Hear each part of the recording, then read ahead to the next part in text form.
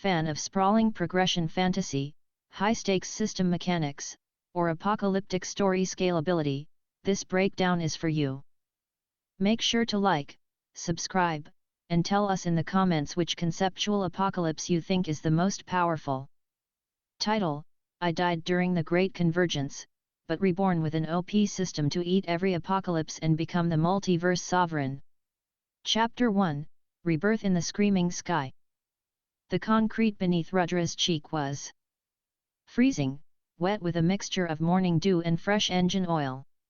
He didn't open his eyes immediately. The last thing he remembered was the absolute, crushing void of the Starforged Emperor's cosmic spear piercing his sternum. He remembered the smell of a burning earth, the final screams of humanity's dying vanguard, and the agonizing shatter of his own soul. But there was no void here. There was the distant, frantic blare of car horns.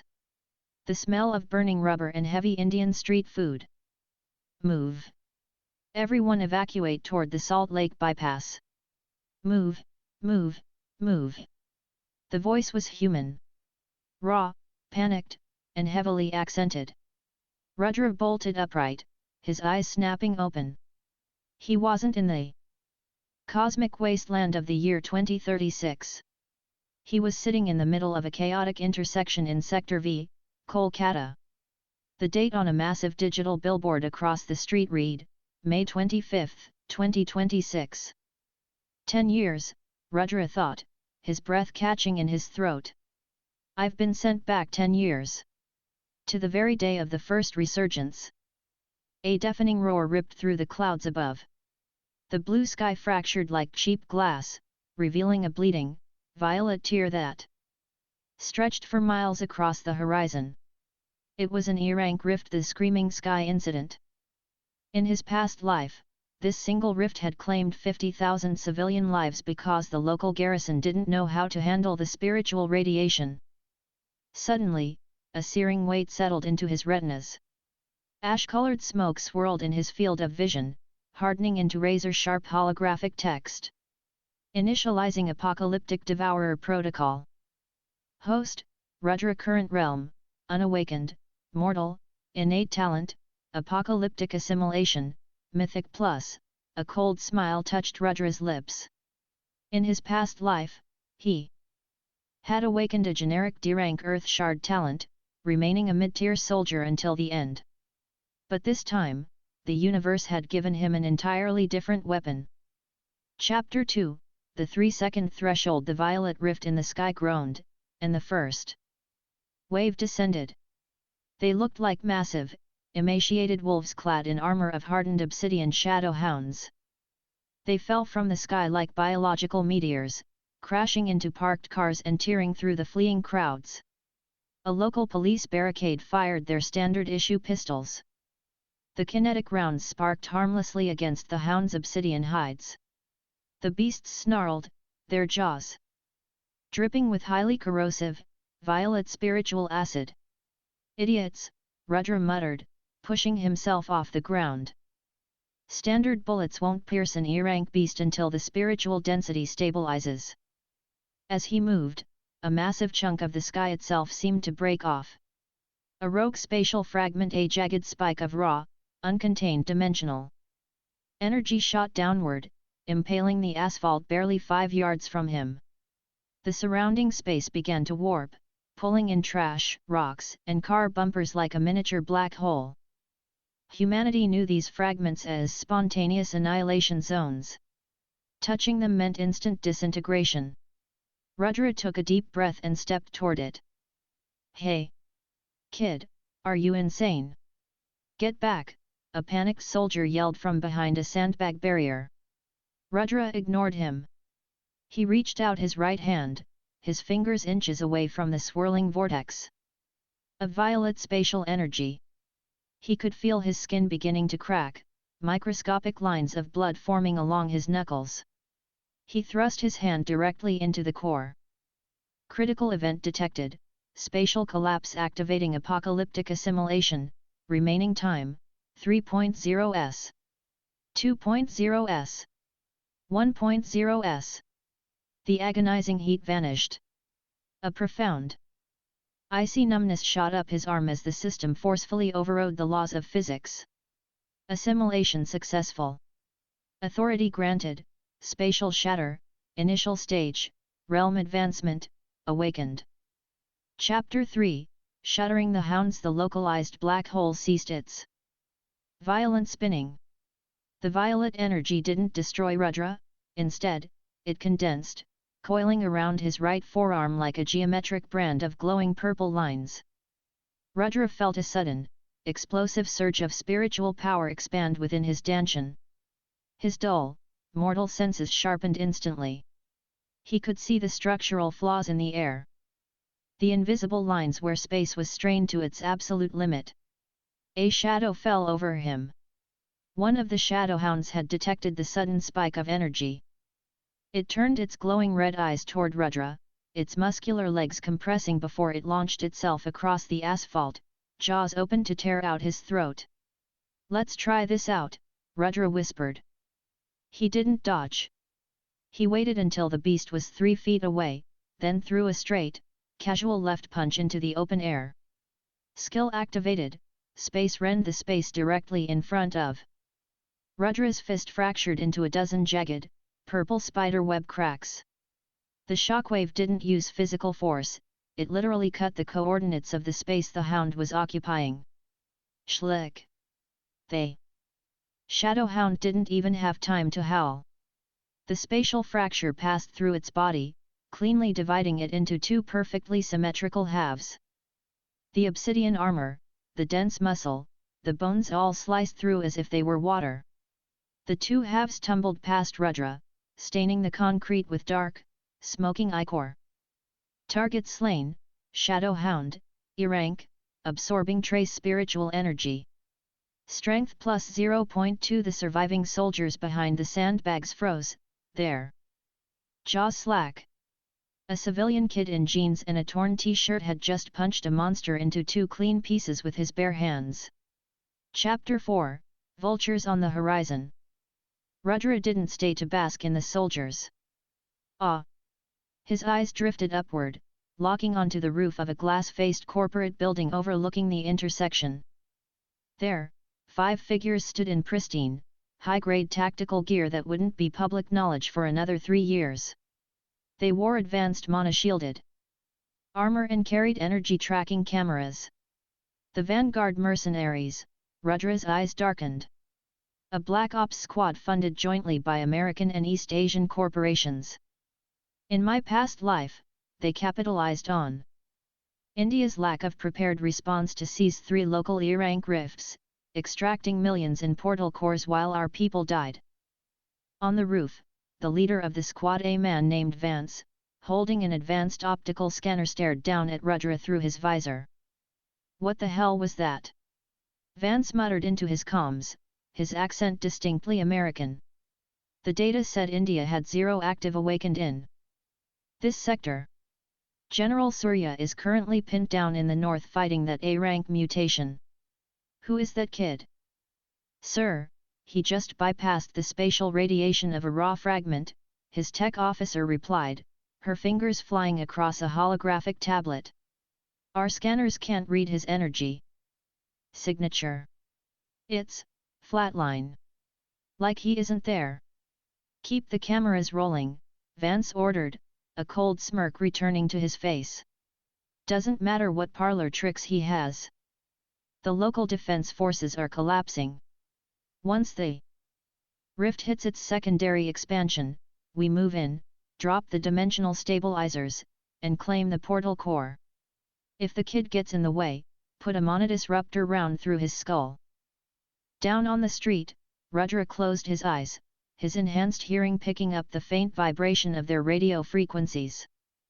Vanguard, Rudra murmured, his knuckles popping as violet sparks of spatial energy danced across his skin. You think India is a playground because Surya is bleeding? Let's see how long you keep that smile. Chapter 5, Shadow over Sector V. Within 20 minutes, the initial panic subsided into grim survival. The local police had abandoned the intersection, leaving behind burning vehicles and makeshift barricades. The main violet rift in the sky began to pulse rhythmically, expanding from a localized tear into a massive, swirling vortex. The spiritual density in the air grew so thick that unawakened humans began losing consciousness, their lungs unable to process the heavy cosmic mana. Rudra stood in the center of the abandoned street, the violet tattoos on his arm glowing brighter. Thanks to his spatial shatter authority, the suffocating pressure of the rift felt like a gentle breeze. Warning: the E-rank rift is undergoing spiritual overload. A rift core is about to manifest. Perfect, Rudra muttered. In the first days of the Resurgence, humanity didn't know that rifts could be permanently closed by shattering or absorbing the floating crystal core that appeared at their center. Instead, governments treated them like endless monster spawners, fighting defensive wars of attrition. A sudden whistle cut through the air. From the roof of the corporate building, 3 silver metallic spikes shot down, embedding themselves around the perimeter of the rift's anchor point on the ground.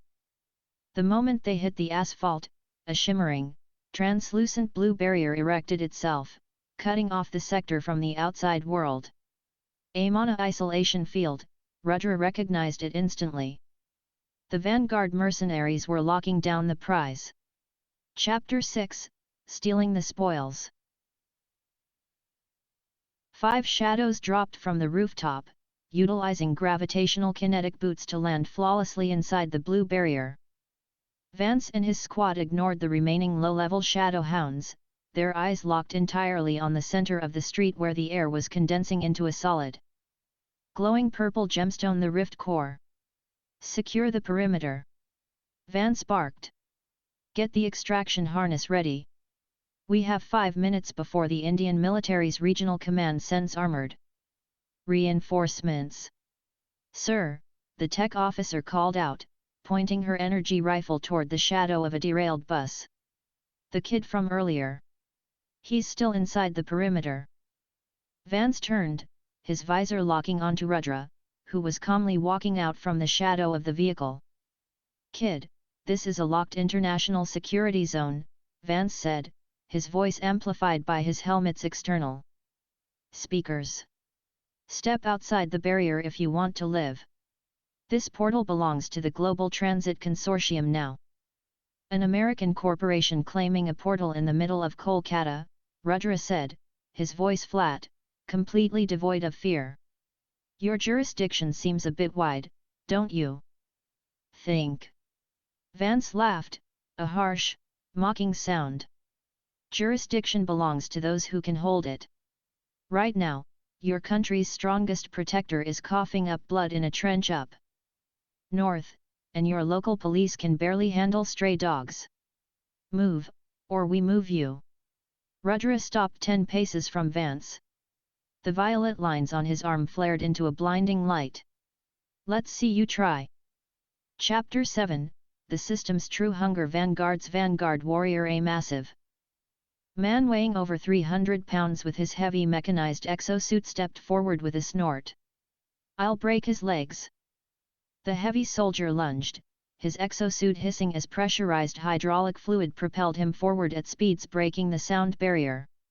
He swung a massive, mana reinforced titanium shield directly at Rudra's chest.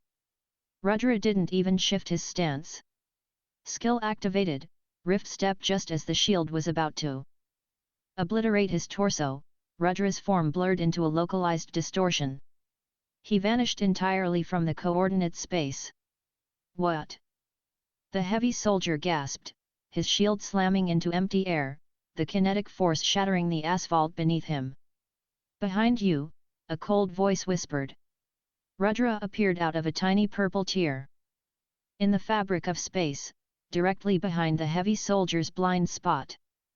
He placed his right hand flat against the power core of the mechanized exosuit, a highly unstable, compressed elemental fire battery.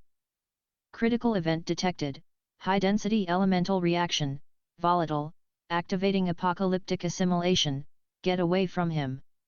Vance roared, raising his plasma rifle. But it was already too late. The 3-second threshold belonged to Rudra. The crimson light of the elemental fire battery violently pulsed, then suddenly turned grey as its properties were violently rewritten by the system. Assimilation successful. Authority granted. Infernal hellfire. Initial stage. The exosuit's battery didn't detonate outwards. Instead, the heat was sucked entirely into Rudra's palm. The heavy soldier collapsed to his knees, his armor completely drained of power, its metal rusting and turning to ash within seconds. Chapter 8, The Vanguard's Trap. He didn't just dodge, he absorbed the kinetic and thermal output, the tech officer screamed, her scanner flashing erratic red warning errors. Sir, his power levels are fluctuating into the Bronze Forge category. That's impossible for an unawakened civilian. Kill him. Fire at will. Vance roared, his professional composure completely shattering. The remaining 3 mercenaries opened fire simultaneously. High-frequency plasma bolts and mono-disrupting rounds tore through the air, converging on Rudra's position from multiple angles.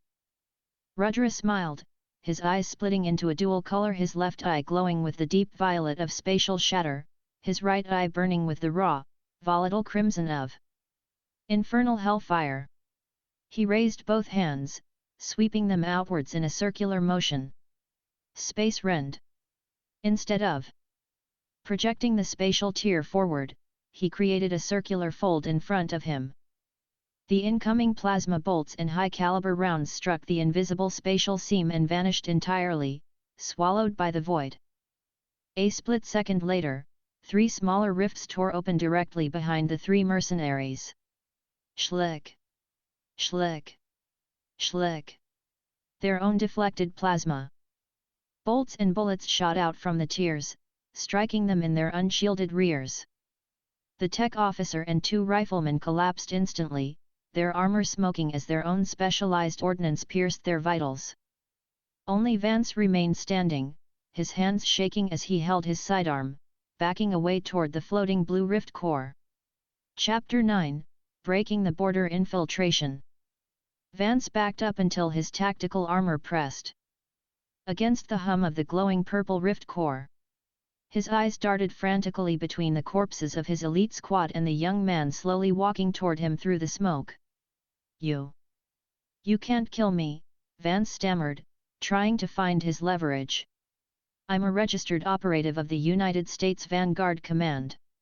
If I die here, it's an international incident. My country will label India a rogue zone. They'll withhold the stabilization tech your government is begging for. Rudra stopped, looking at Vance with an expression of profound pity. In my past life, we listened to those threats, Rudra said, his voice echoing inside the mana barrier. We let you take our resources, we let you dictate our borders, and when the higher dimensional gods descended, your consortium was the first to flee, leaving this subcontinent to burn. Rudra stepped forward, his hand extending toward Vance's throat. This life? We don't need your stabilization tech. I am the stabilizer. Vance screamed, pulling a thermal grenade from his belt to blow them both sky high. Before his thumb could press the detonator, Rudra's hand moved like lightning. Rift step. Rudra appeared flush against Vance, his hand passing directly through Vance's chest armor using a microscopic spatial tier, grabbing the mercenary by his collar and throwing him violently outward, shattering the blue isolation barrier. Vance skidded across the asphalt outside, unconscious and broken, his high-tech gear completely ruined. Chapter 10, India's Unseen Protector. With the Vanguard mercenaries taken care of, Rudra turned his full attention to the floating, basketball-sized rift core. The E-rank portal above was beginning to stabilize its secondary wave, preparing to drop thousands more shadow hounds into the heart of the city. Rudra reached out and placed both hands directly onto the glowing purple crystal. Detecting rift anomaly, multidimensional gateway, E-rank, critical apocalyptic weight detected. Activating maximum assimilation, the crystal violently vibrated, trying to reject his touch. A massive backlash of spatial radiation surged into his body, but the mythic end talent held firm. The 3-second window opened, and the system began to feast. The massive, miles-long purple tear in the sky above Kolkata stopped bleeding monsters. It began to shrink, its violet light spinning backward like a video being rewound. Sucked directly down into the crystal beneath Rudra's palms. Within moments, the entire rift collapsed into nothingness.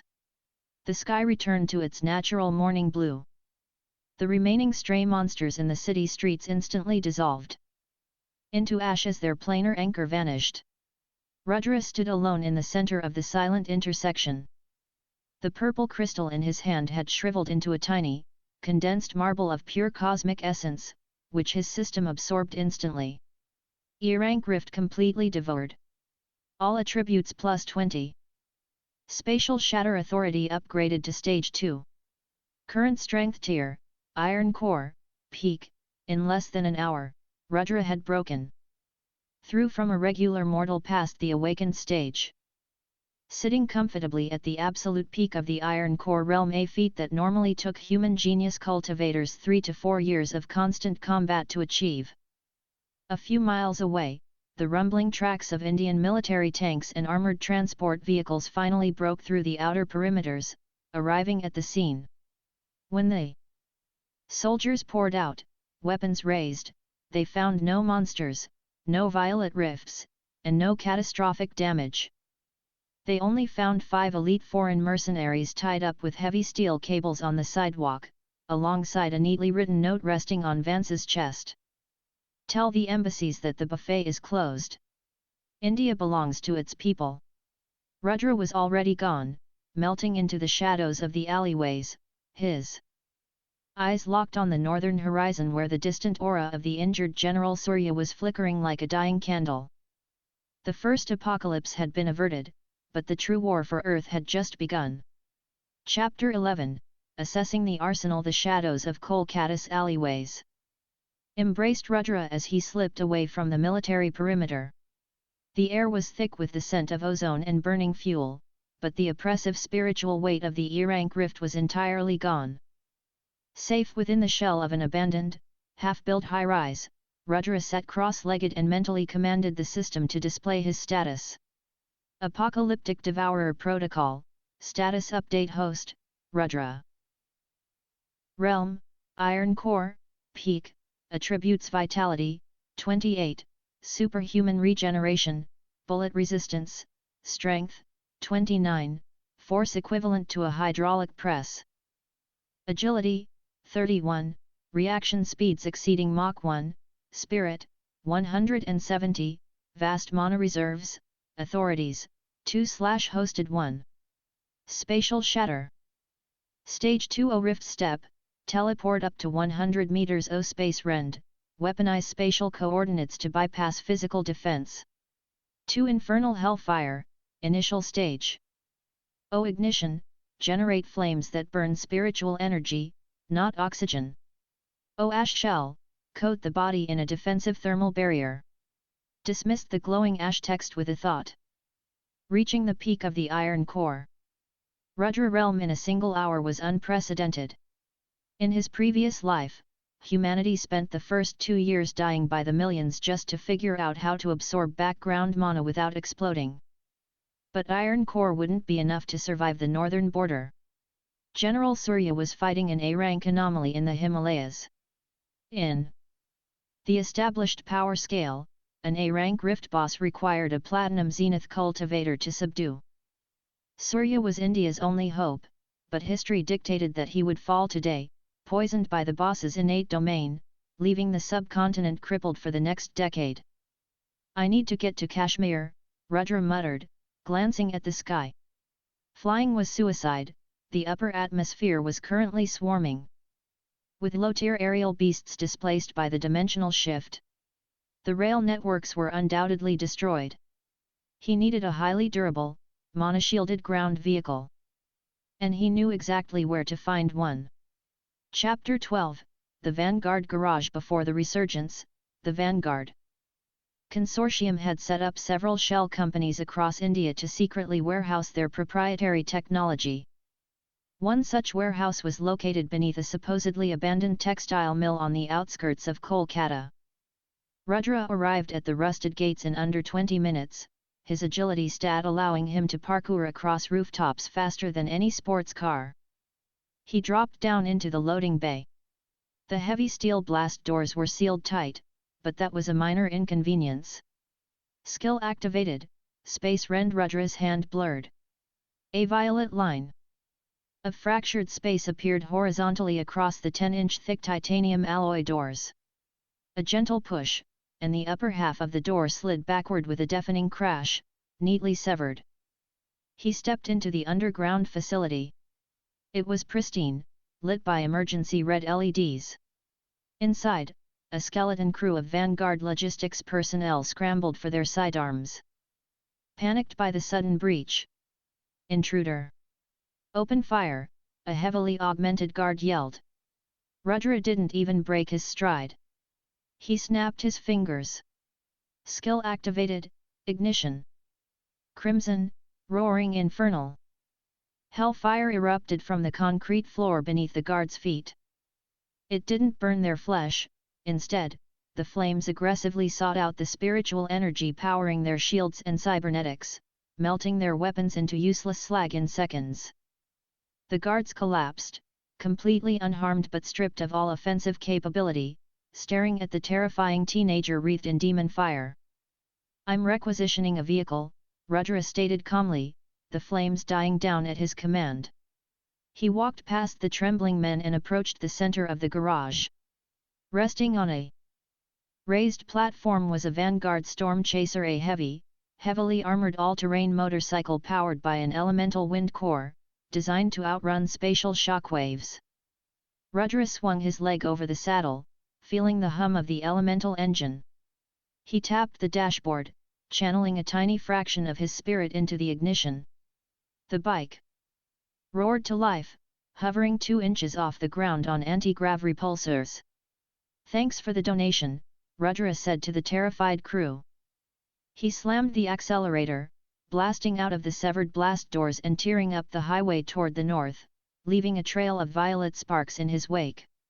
Chapter 13, The Falling Zenith. Location: Northern Command Post, Himalayas. The sky above the mountains wasn't blue, nor was it the violet of an E-rank rift. It was a suffocating, sickly grey. Snow fell in massive, jagged chunks, and the temperature had plummeted to -60 degrees Celsius. The command tent was a scene of absolute despair. General Surya, a man who had stood as the unyielding pillar of the Indian Armed Forces, lay on a reinforced medical cot. His skin was pale blue, and frost spread from a massive, jagged wound in his chest, slowly creeping toward his neck. "His core is freezing," the chief medical officer said, his voice trembling as he addressed the remaining high command. "The beast's venom isn't biological. It's a conceptual freeze. It's freezing his mana, his blood, even the space around his organs." "Can he fight?" a desperate brigadier asked. "If he moves, he shatters into ice," the doctor replied grimly. A deafening roar shook the mountainside, triggering an avalanche on the adjacent peak. The A-rank rift boss, the Abyssal Frost WIRM, had broken through the third defensive perimeter. Through the tactical monitors, the generals watched in horror. The WIRM was a serpentine monstrosity easily 300 feet long, made of translucent, diamond-hard glacial ice. Every time it breathed, a blizzard erupted, flash freezing heavily armored tanks and the soldiers inside them into instant ice sculptures. "It's targeting the command center," the brigadier whispered, drawing his sidearm. "Evacuate the general. The rest of us will hold the line." It was a suicide order, and everyone knew it. The remaining Bronze Forge and Silver Domain cultivators formed a desperate line outside the tent, their auras flaring bravely against the encroaching apocalyptic winter. The Frost WIRM descended from the clouds, its jaws opening wide to unleash an absolute zero breath attack that would wipe the entire camp off the map. But the breath never came. From the southern horizon, a black Vanguard motorcycle tore over the snow-capped ridge at a terrifying speed. Just as the bike launched off a cliff edge, the rider stood on the seat and vanished in a blur of violet light. Chapter 14, Fire and Fracture. Rudra materialized 50 feet in the air, directly above the colossal head of the abyssal frost Wyrm. The sudden spike in spatial energy drew the beast's attention. It snapped its jaws upward, intent on swallowing the insignificant human whole. "You're a lot uglier up close," Rudra muttered. Skill activated, Ash Shell. A dense layer of crimson superheated ash coated Rudra's body just as the Wyrm's aura tried to freeze him. The conceptual cold clashed violently with the hellfire, creating a massive explosion of steam that temporarily blinded the battlefield. Through the mist, Rudra dropped like a stone, driving his heel into the center of the Wyrm's glacial skull. Skill activated, Space Rend, maximum output. The impact didn't just crack the ice, it folded the space around the Wyrm's head inward. A localized gravitational collapse forced the beast's snout to slam shut, redirecting its absolute zero breath attack backward into its own throat. The Wyrm shrieked a sound like glaciers grinding against each other. The internal explosion of its own frozen breath blew out the sides of its neck, showering the military camp below in harmless chunks of blue ice. Down in the camp, the generals and soldiers stared in stunned silence. What realm is that?" the brigadier gasped. "He just parried an A-rank entity with raw physical force." High above, Rudra landed gracefully on the beast's thrashing back. He knew his iron core stats were severely outmatched by an A-rank boss. The Space Rend had only annoyed it, and his mana was draining rapidly to maintain the ash shell against the passive freezing domain. He didn't have the raw power to kill it. But he didn't need to. He just needed to eat it. Chapter 15, The Glacial Devourer. Enraged, the abyssal frost Wyrm thrashed wildly, abandoning the military camp. It twisted its massive body, wrapping its serpentine coils around Rudra in a death grip. The temperature dropped to a localized absolute zero. The ambient mana in the air froze, turning into razor-sharp snowflakes that tore at Rudra's hellfire barrier. Warning: host is exposed to fatal conceptual cold. Ash shell integrity failing. 30%. 10%, perfect, Rudra grinned through chattering teeth. He deactivated the ash shell himself. The absolute cold slammed into his body, instantly freezing his blood and stopping his heart. But the moment the lethal threshold was crossed, the system intervened with absolute authority.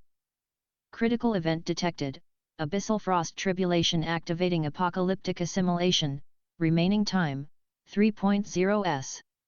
Rudra plunged both hands deep into the icy scales of the Wyrm, his fingers finding the pulsing, blue core of the beast's elemental energy. 2.0 s. The Wyrm let out a confused, terrified wail. It felt its conceptual mastery over ice, its very essence being forcefully siphoned away by the tiny, frozen human clinging to its back. 1.0 s. Assimilation successful. Authority granted, abyssal frost, initial stage, the transformation was instantaneous. The lethal ice in Rudra's veins dissolved, replaced by a profound, chilling power. His right arm was still marked with the violet tattoos of spatial shatter, but now, his left arm edged itself with jagged, icy blue runes. Without its conceptual authority, the A-rank Wyrm was suddenly just a very large, mundane ice lizard. "My turn," Rudra whispered. He channeled his new abyssal frost into his left fist, combining it with the spatial shatter in his right. He slammed both hands into the beast's spine. Absolute zero rend. A shockwave of frozen Shattered space ripped horizontally through the WIRM's massive body. The beast completely dissolved into a shower of harmless, glittering snow that gently rained down upon the Himalayas. Rudra floated down, landing softly in the center of the astonished military camp. He didn't look at the generals. He walked straight into the command tent, approached the freezing General Surya, and pressed a hand glowing with crimson hellfire against the man's chest. "Let's thaw you out, General," Rudra said. "We have a war to win." Chapter 16, The Thaw. The command tent was dead silent. The generals and elite bodyguards who had rushed in after the WIRM's defeat stood frozen not by ice, but by the sheer, incomprehensible scene before them. An unranked teenager in civilian clothes was pressing a hand glowing with crimson, demonic fire directly over the heart of India's strongest protector. "Stop," the brigadier finally shouted, drawing his sidearm. "Step away from the general. That's an unknown fire element, you'll burn his core." Rudra didn't even look up. "Shoot me, and your general's frozen mana pathways will shatter. This isn't normal fire. It's conceptual." He focused entirely on the infernal hellfire authority. The ash shell he had used earlier was crude, but this required surgical precision. The hellfire didn't consume oxygen, it consumed spiritual energy. Rudra carefully directed the flames to eat away the abyssal frost venom lingering in Surya's veins, strictly avoiding the man's platinum-tier mana core. Steam, thick and smelling of ozone, hissed from the general's wounds. The sickly blue hue of his skin slowly returned to a healthy tan. Suddenly, General Surya's eyes snapped open. A wave of suffocating pressure exploded outward. The platinum zenith aura was so dense it cracked the tactical monitors and forced the brigadier to his knees. But Rudra, standing at ground zero, merely let the aura wash over him.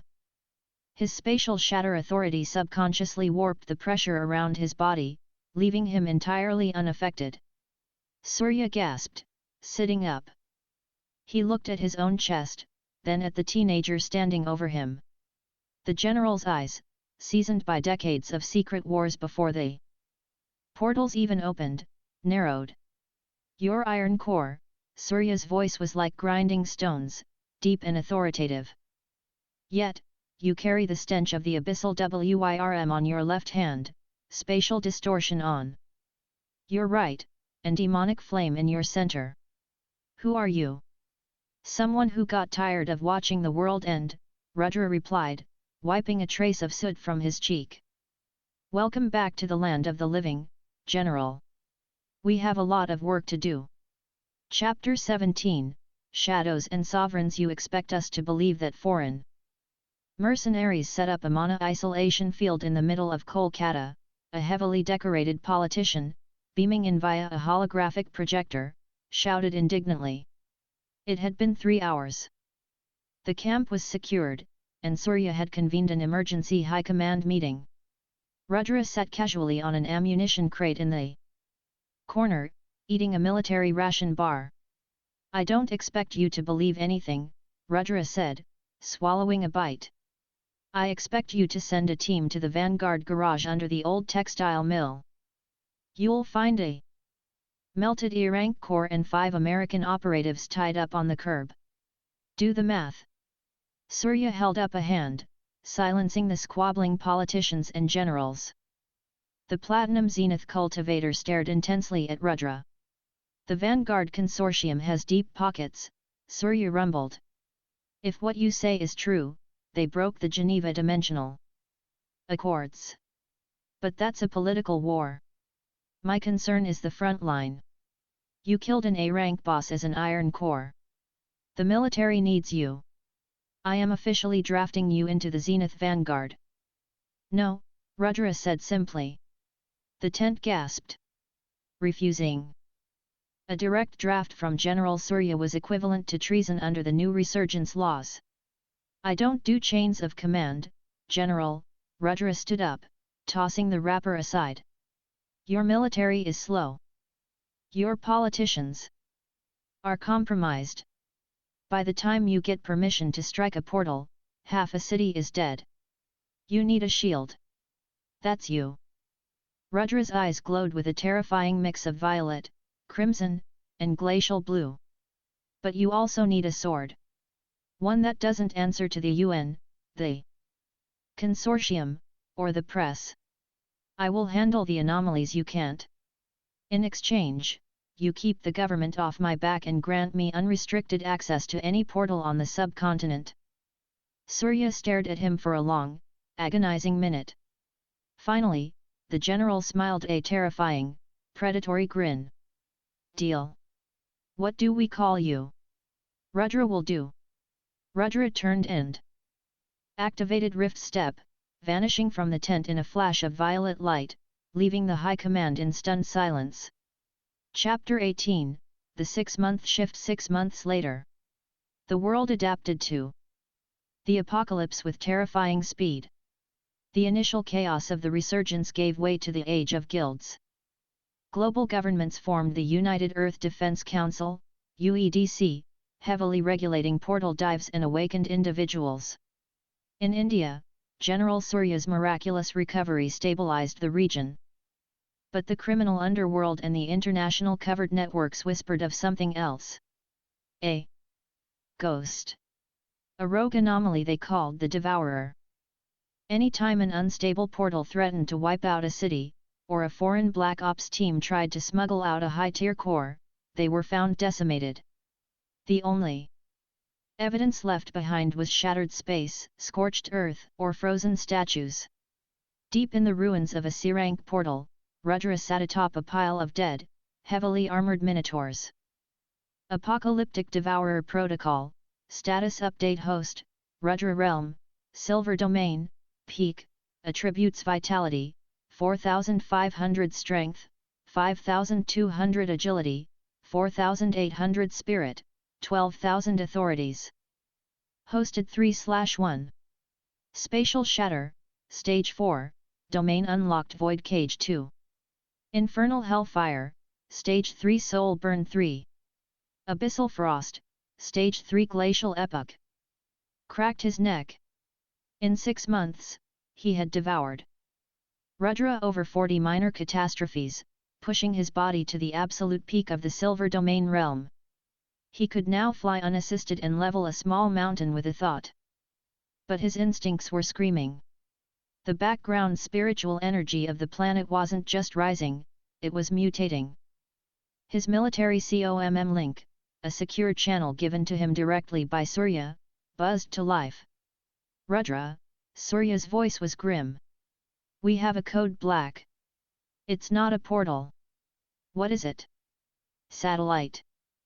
Imagery over the Western Ghats just went dark. A massive root system tore out of the earth and crushed 3 military bases in under 10 minutes. The flora is mutating.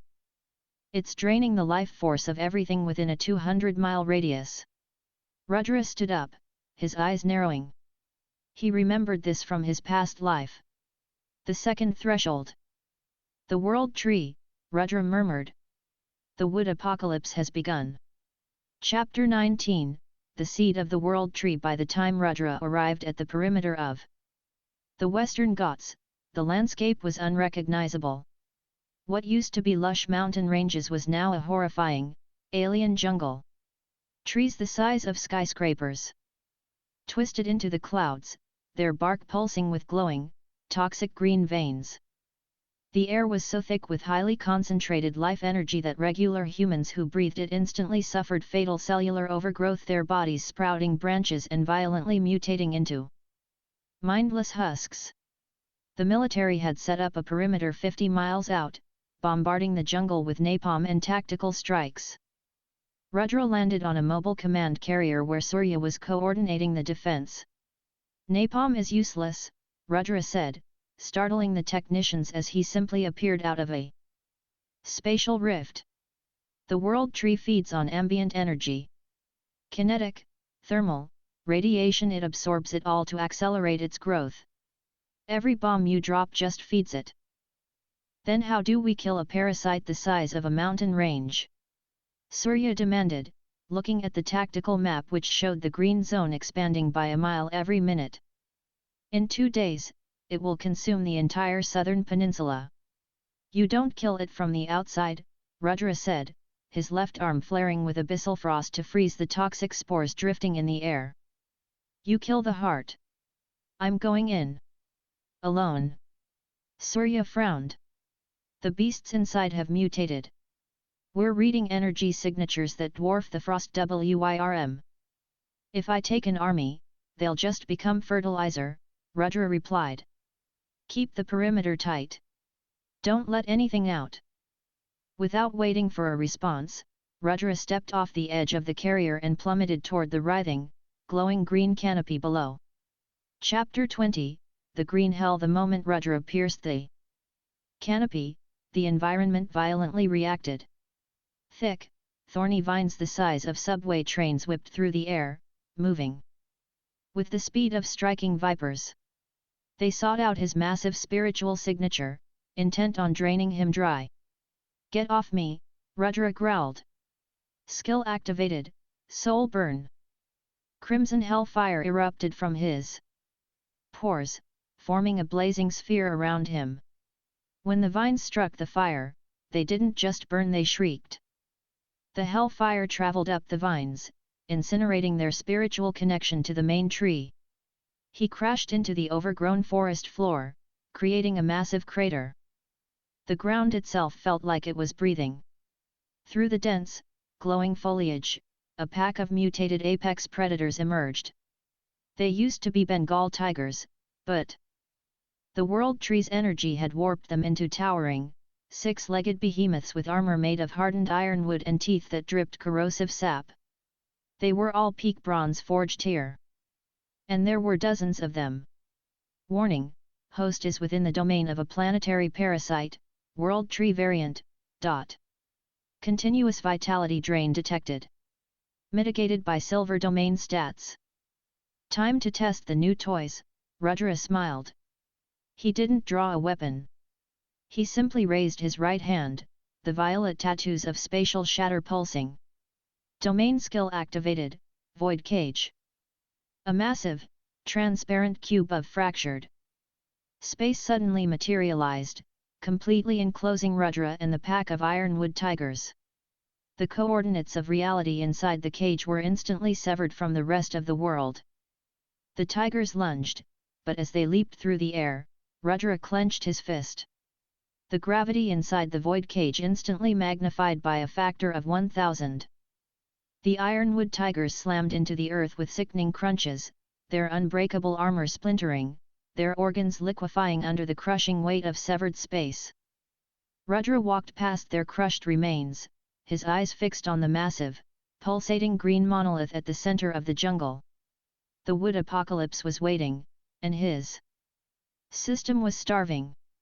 Would you like to continue immediately with Arc 2, detailing Rudra's battle with the World Tree's avatar and his acquisition of the Wood/Overgrowth Authority, or would you prefer a chapter focusing on the global reaction, like the USA and China, to this new planetary crisis? Chapter 21, The Heart of the Forest. The deeper Rudra walked, the more the jungle felt like the interior of a massive, living stomach.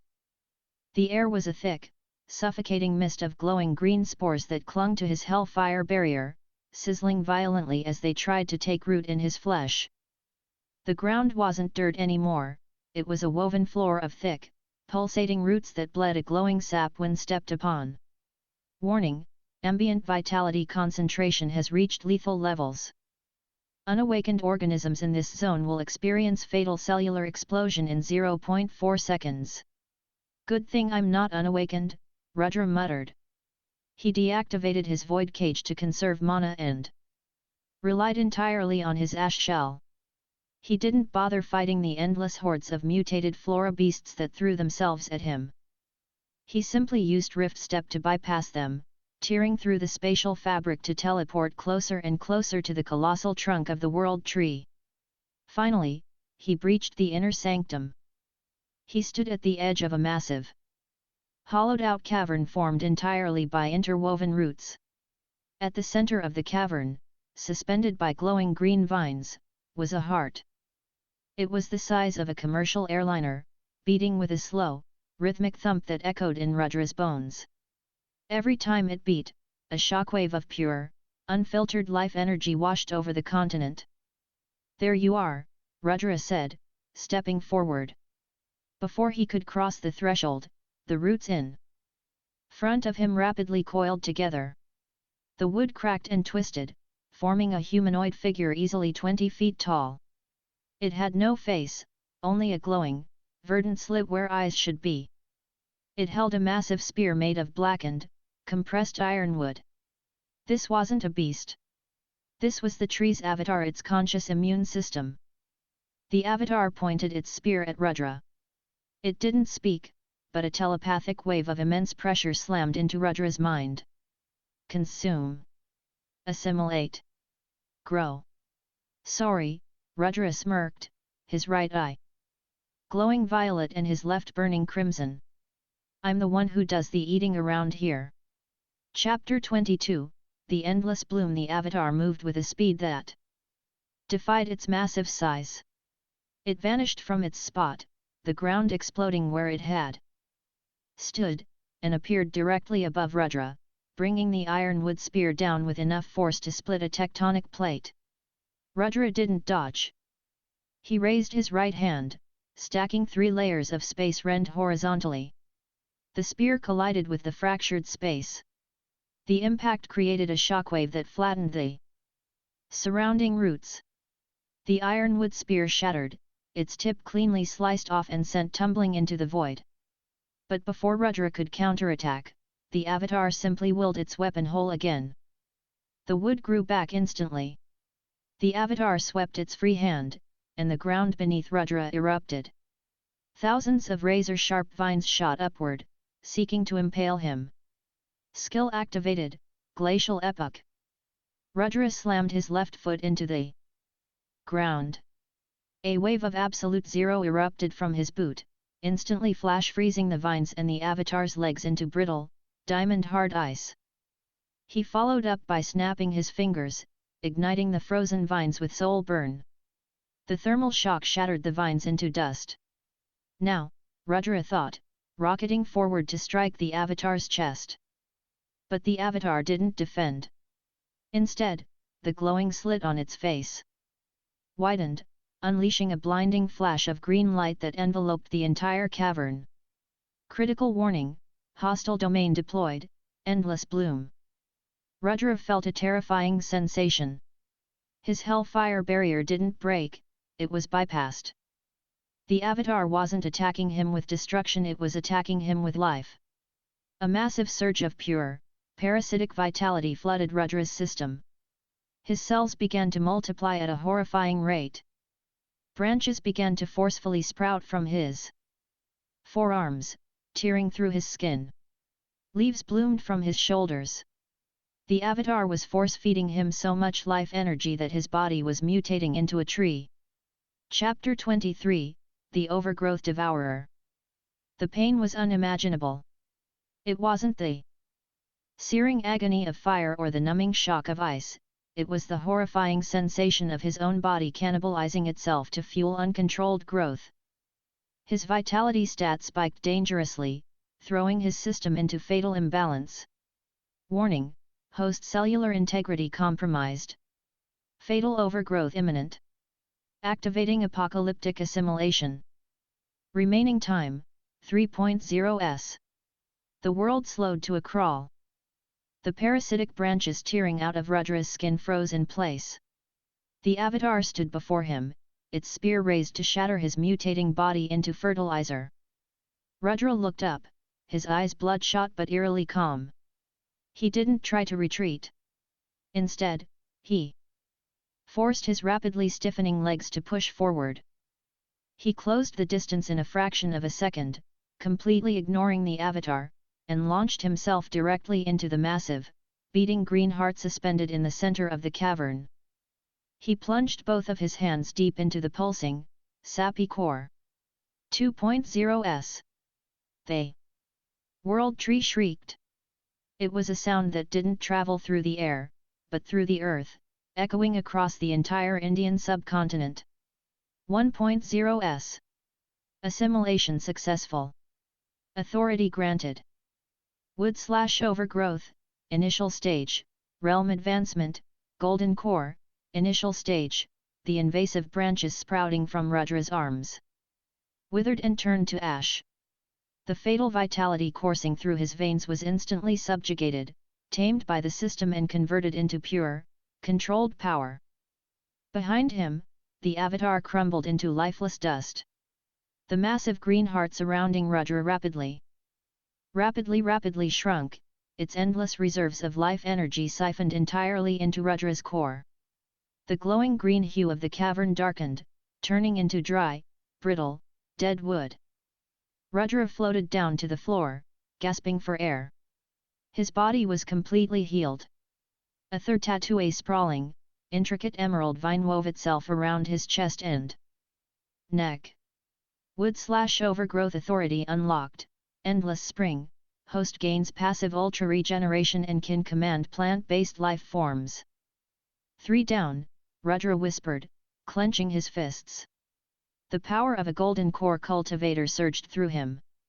He was now practically immortal, capable of leveling cities with a single gesture. But suddenly, the ground beneath his feet violently lurched. Chapter 24, Unintended Consequences. The military COMM link in Rudra's ear screeched with static before Surya's panicked voice broke through. Rudra! What did you do? The canopy is dead, the tree is crumbling, but the seismic sensors are going crazy. Rudra looked down. The dead roots of the world tree were splitting apart. Through the massive cracks in the earth, and blinding, angry orange light began to bleed through. The temperature in the cavern skyrocketed from comfortable to a blistering 200 degrees in seconds. The tree didn't just grow on the surface, Rudra realized aloud, his eyes widening. Its taproot pierced the earth's crust. It was siphoning geothermal energy from the mantle to fuel its growth. What does that mean? Surya yelled over the sounds of klaxons blaring in the background. It means the tree was acting like a cork, Rudra said grimly. With the tree dead and its roots instantly evaporated, there's a hollow shaft leading straight down to the magma chambers. The ground completely gave way. A geyser of superheated magma, pressurized by the sudden release, erupted upward like a fiery laser beam, instantly vaporizing the remains of the cavern. Rudra used Rift Step rapidly, teleporting higher and higher through the crumbling husk of the world tree as an ocean of lava chased him to the surface. He burst out of the dead canopy and hovered in the sky, looking down at the Western Ghats. The jungle was gone. In its place, a massive, jagged fissure, stretching for 50 miles, had split the earth. Rivers of magma were spilling over the landscape, incinerating everything in their path. The sky was turning black with volcanic ash. The wood apocalypse was over. But it had forcefully triggered the magmatic fire tribulation ahead of schedule. General, Rudra spoke into the comms, watching a small mountain explode into a volcanic cone. Evacuate the southern states. Now. Chapter 25, The Global Eye Location, Geneva, Switzerland. United Earth Defense Council, UEDC, Headquarters. The massive holographic globe in the center of the war room flashed with red and orange warning runes. The leaders of the world's remaining superpowers sat in stunned silence as they watched the satellite feed of the Indian subcontinent. First, the world tree anomaly rapidly decays. Now, a localized volcanic extinction event, the American delegate, a stern man with cybernetic eyes, stated coldly. The Indian government claims they have the situation under control. General Surya's reports say it's a natural dimensional progression. Bullshit, a voice snarled from the shadows. Vance stepped into the light. Half of his face was covered in a highly advanced synthetic skin graft, a permanent reminder of his encounter with Rudra 6 months ago. He slammed a data pad onto the central table. It's not natural progression. It's him. The Devourer. Vance swiped the pad, projecting a blurry, heat-distorted image captured by a high-altitude drone.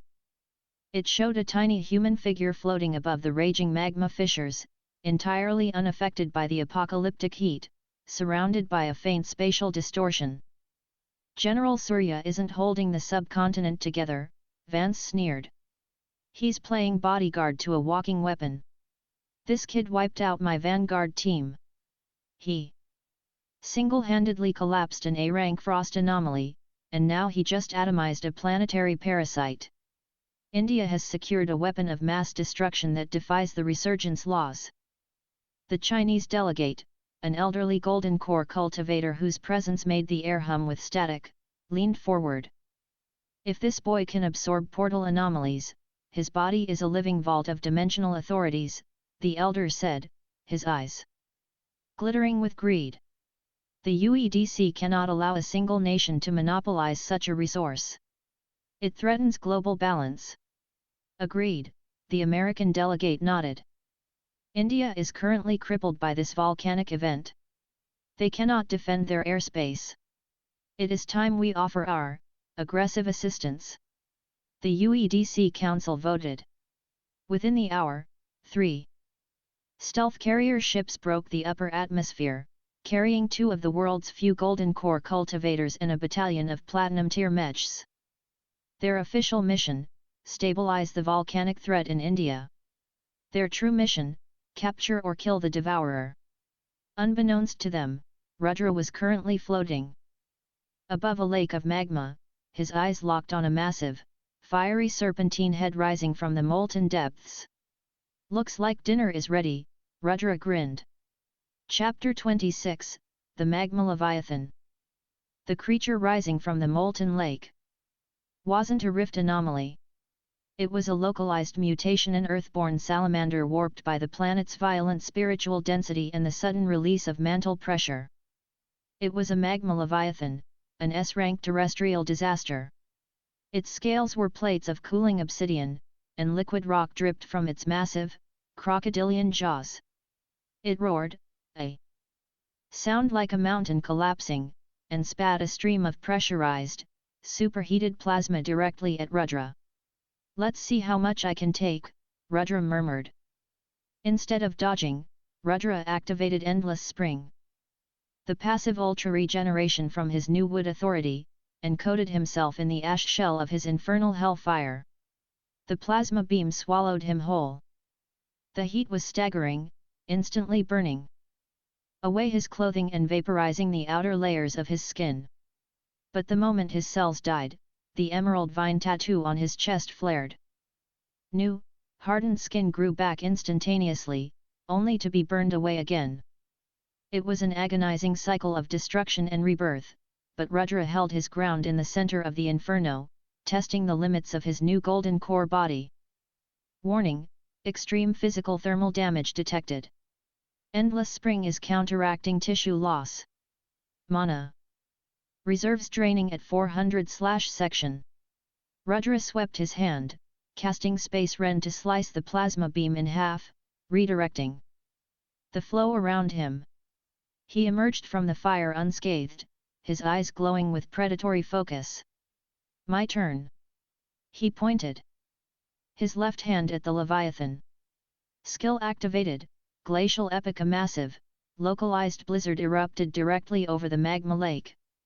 The absolute zero domain violently clashed with the 2000-degree lava. The resulting steam explosion generated a shockwave that flattened the remaining jagged peaks of the Western Ghats. The Leviathan shrieked as its obsidian scales flash froze and cracked under the extreme temperature shift. Seizing the opening, Rudra used Rift Step to teleport directly above the beast's head. He didn't use a weapon.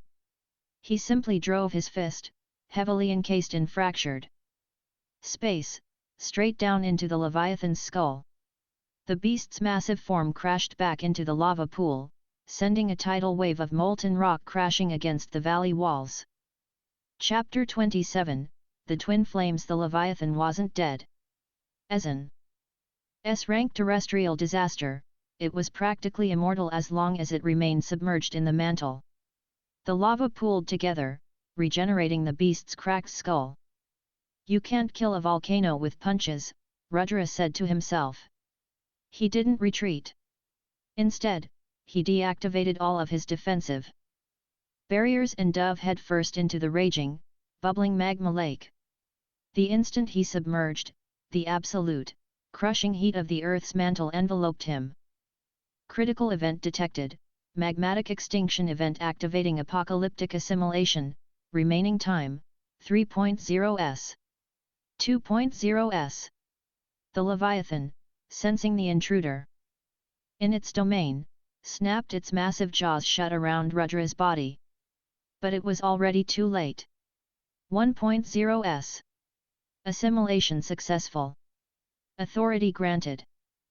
Magmatic fire, initial stage, synergy detected, infernal hellfire and magmatic fire are merging, new unique authority, apocalyptic blaze deep beneath the surface, the magma lake suddenly stopped bubbling.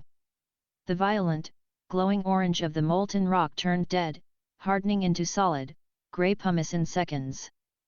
The S-rank Leviathan froze mid-bite, its elemental core entirely drained, leaving it as a massive, lifeless stone statue buried underground.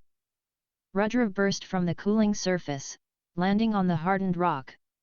He was entirely wreathed in a new, terrifying flame. It wasn't just the crimson of the hellfire, nor the bright orange of the magma, it was a deep, violently churning black and gold fire. It possessed the physical, world-melting heat of the magma, combined with the spiritual, soul-rending properties of hellfire. Before Rudra could check his updated stats, the sky above him darkened. Not from volcanic ash, but from the massive shadows of 3 UEDC stealth carrier ships decloaking in the upper atmosphere. Chapter 28, Uninvited Guests. General Surya, Sir. We have a massive airspace breach, a radar technician shouted in the Indian command center. 3 UEDC Vanguard carriers just dropped stealth over the Ghats. They are deploying drop pods directly onto Rudra's coordinates. Surya slammed his fist onto the tactical map, fracturing the holographic table. The UN just sanctioned an invasion under the guise of disaster relief. Get me the American president on the line, now. Sir, they're jamming our long-range comms. We're completely cut off. At ground zero, Rudra looked up as dozens of heavy, platinum-tier mechanized exosuits slammed into the hardened pumice around him. They formed a tight perimeter, their monodisruptor cannons charging with a lethal blue hum. From the central drop pod, 2 figures emerged, hovering casually in the air without technological aid. One was a tall, heavily scarred American man in a sleek black military uniform. The other was an elderly Chinese man wearing traditional silk robes that hummed with a terrifying amount of static electricity. Both of them radiated the suffocating pressure of the Golden Core realm. A holographic projection flickered to life in front of the American cultivator. It was Vance, broadcasting safely from Geneva. Well, Vance's voice echoed from the projection, a smug grin plastered across his synthetic face. Look what the cat dragged out of the fire. Rudra, isn't it? On behalf of the United Earth Defense Council, you are under arrest for the illegal hoarding of dimensional cores and unsanctioned cultivation. Rudra slowly tilted his head, the black and gold apocalyptic blaze flickering off his shoulders. Arrest. Rudra repeated, a dark, genuine laugh escaping his lips. You sent 2 golden cores and a toy army to arrest me. Submit, boy, the elderly Chinese cultivator spoke, his voice booming like thunder. We are the apex of humanity. You have stolen the world's resources to achieve your strength. Surrender your system, or we will peel it from your corpse. Chapter 29, Golden Core Supremacy. Apex of humanity, Rudra mused, brushing a speck of ash from his shoulder. You hit Golden Core by sitting in heavily defended UN bunkers, sipping E-rank elixirs while your soldiers died to secure them. Rudra took a step forward. The space around him physically groaned. I hit golden core by eating the things that eat your soldiers. Fire, the American cultivator barked. The 50 platinum tier mechs opened fire. Simultaneously, a barrage of mono-disrupting lasers and heavy plasma rounds converged on Rudra, a concentrated strike capable of leveling a major city. Rudra didn't even use Space Ren to deflect it. He simply snapped his fingers. Domain skill activated, apocalyptic blaze, World Ash. A ring of black and gold fire exploded outward from Rudra's feet, moving faster than the speed of sound. When the laser fire and plasma rounds hit the expanding ring of fire, they didn't just stop, they were incinerated. The kinetic and energetic properties of the attacks were burned away into nothingness. The fire wave washed over the 50 mechs. The highly advanced, monoshielded titanium armor held for exactly 0 seconds. The mechs melted into bubbling puddles of slag, the pilots inside vaporized instantly before they could even register the heat. In a single heartbeat, the UEDC's elite mechanized battalion was erased. The 2 golden core cultivators looked down in utter horror. What kind of domain is that? The American cultivator yelled, summoning a massive, ethereal broadsword made of pure kinetic energy. He launched himself at Rudra, moving at Mach 3. Rudra sighed. Skill activated, Rift Step. He vanished, reappearing directly above the American cultivator.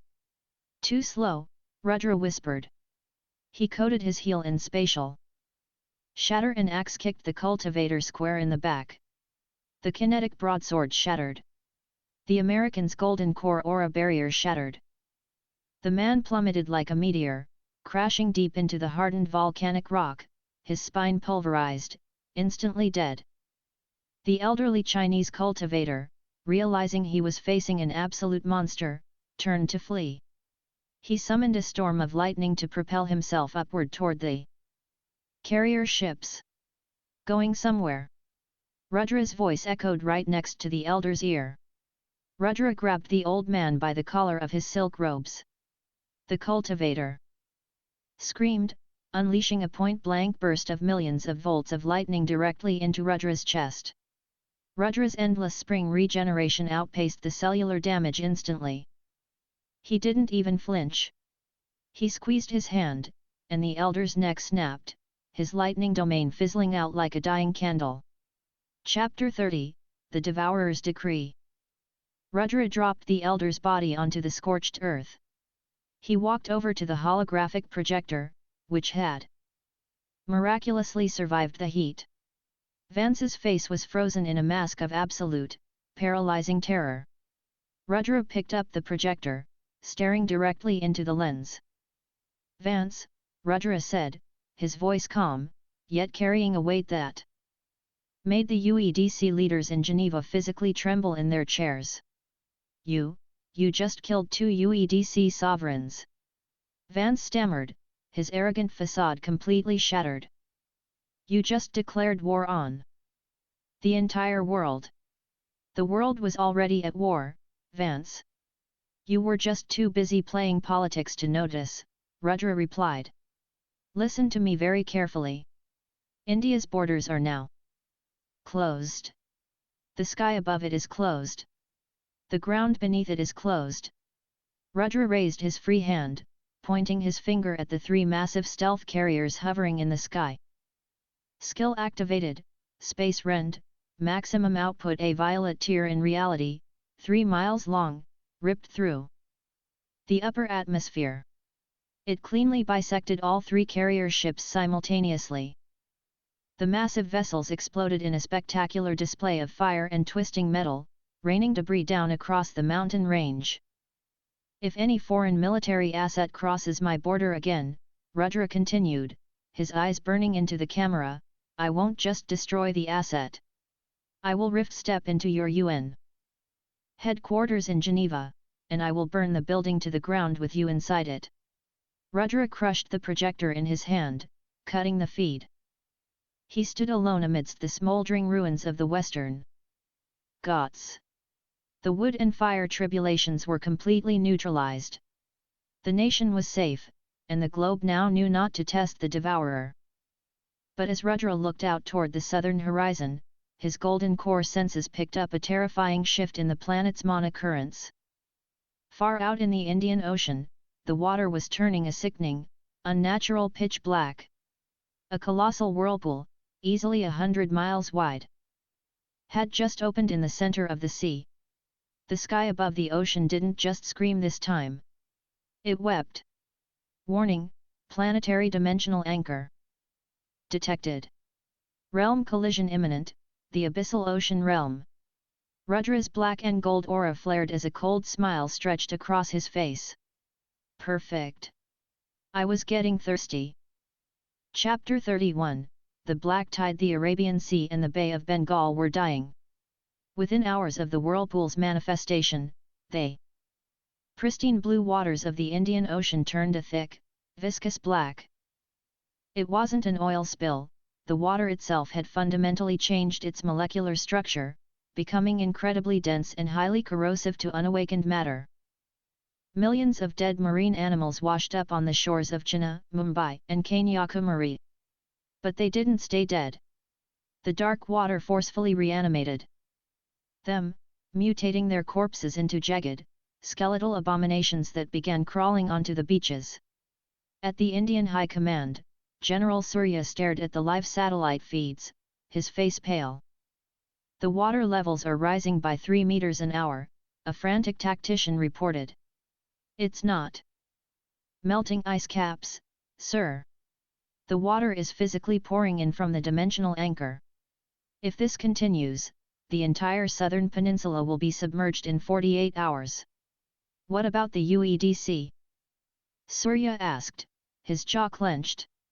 Dead silence from Geneva. Ever since Rudra destroyed their carriers, they've completely locked down their own borders. They are building massive inland seawalls, leaving the coastal nations to drown. Surya slammed his fist onto the console. Begin full evacuation of all coastal cities. Move the populations inland toward the Deccan Plateau. Authorize lethal force against the mutated marine life. General, Rudra's voice echoed through the encrypted COMM link. Rudra. Where are you? Hovering over the Bay of Bengal, Rudra replied, the sound of roaring winds in the background. Evacuating the cities won't work, Surya. The water isn't just rising, it's hunting. Through his golden core enhanced vision, Rudra watched a terrifying phenomenon. The black waves weren't adhering to gravity. They were deliberately surging upward, reaching like liquid tendrils to snatch military helicopters out of the sky and drag them into the suffocating depths. Warning, extreme spatial overlap. The abyssal ocean realm is actively rewriting Earth's coordinates. Terrestrial land masses are being converted into abyssal trenches. Tell your men to fall back, Rudra commanded. You can't shoot an ocean. Chapter 32, The Glacial Dam. Location, the coast of Chennai. A massive, 50-foot tsunami of pitch black water roared toward the panicked city. The evacuation sirens wailed in a deafening chorus, but the highways were completely gridlocked. Millions of people watched in absolute despair as the wall of corrosive water blotted out the sun. Suddenly, a localized spatial tear ripped open the sky above the beach. Rudra stepped out of the rift step, hovering directly in the path of the incoming tsunami. The sheer scale of the wave made him look like a speck of dust, but his aura burned with the intensity of a dying star. Stop. Skill activated, glacial epoch, maximum output. Rudra slammed both of his hands forward. He didn't just cast the ice, he funneled his entire golden core mana reserve into the abyssal frost authority. The air temperature dropped so rapidly that the oxygen liquefied. A wave of absolute zero slammed into the black tsunami. The collision of concepts was deafening. The abyssal water fought the abyssal frost. But Rudra's authority, backed by his system, was absolute. The 50-foot wave flash froze mid-crash, transforming into a magnificent, terrifyingly massive wall of black ice that stretched for hundreds of miles along the eastern coastline. The city of China fell dead silent, the shadow of the frozen wave looming over the skyscrapers. Rudra landed on top of the newly formed ice wall, his chest heaving slightly. Mana reserves, 40%. Endless spring is rapidly replenishing lost spiritual energy, that buys us some time, Rudra muttered, feeling the ambient life force of his wood/overgrowth authority seamlessly recharging his core. But a deep, echoing thud resonated from inside the frozen wave. Then another crack. A massive, glowing blue trident pierced completely through the 50 feet of solid black ice. Chapter 33, The Deep Ones. The ice wall shattered violently as an army poured through the breach. They weren't mutated fish. They were humanoid, standing 10 feet tall. Entirely encased in bioorganic armor made of compressed coral and hardened leviathan scales. Their eyes glowed with a predatory, bioluminescent light, and they wielded weapons forged from deep-sea pressure cores. These were the abyssal trench walkers, the vanguard of a higher-dimensional empire. Filthy terrestrial mud, the lead trench walker hissed, its voice echoing telepathically in Rudra's mind. It looked at the frozen wave with disdain. You possess a fragment of our realm's frost, human. But you are too weak to wield it. Rudra analyzed the creatures. There were hundreds of them pouring onto the beach, and every single one radiated an aura equivalent to a peak silver domain cultivator. The leader was a solid golden core. Earth's military would be slaughtered in seconds against a force like this. You guys talk too much, Rudra sighed, his right arm igniting with the black and gold apocalyptic blaze, while his left arm hummed with spatial shatter. The trench walkers charged, moving with impossible speed, their coral armor generating localized hydro shields to protect them from the atmosphere. Rudra vanished. He appeared in the center of their formation.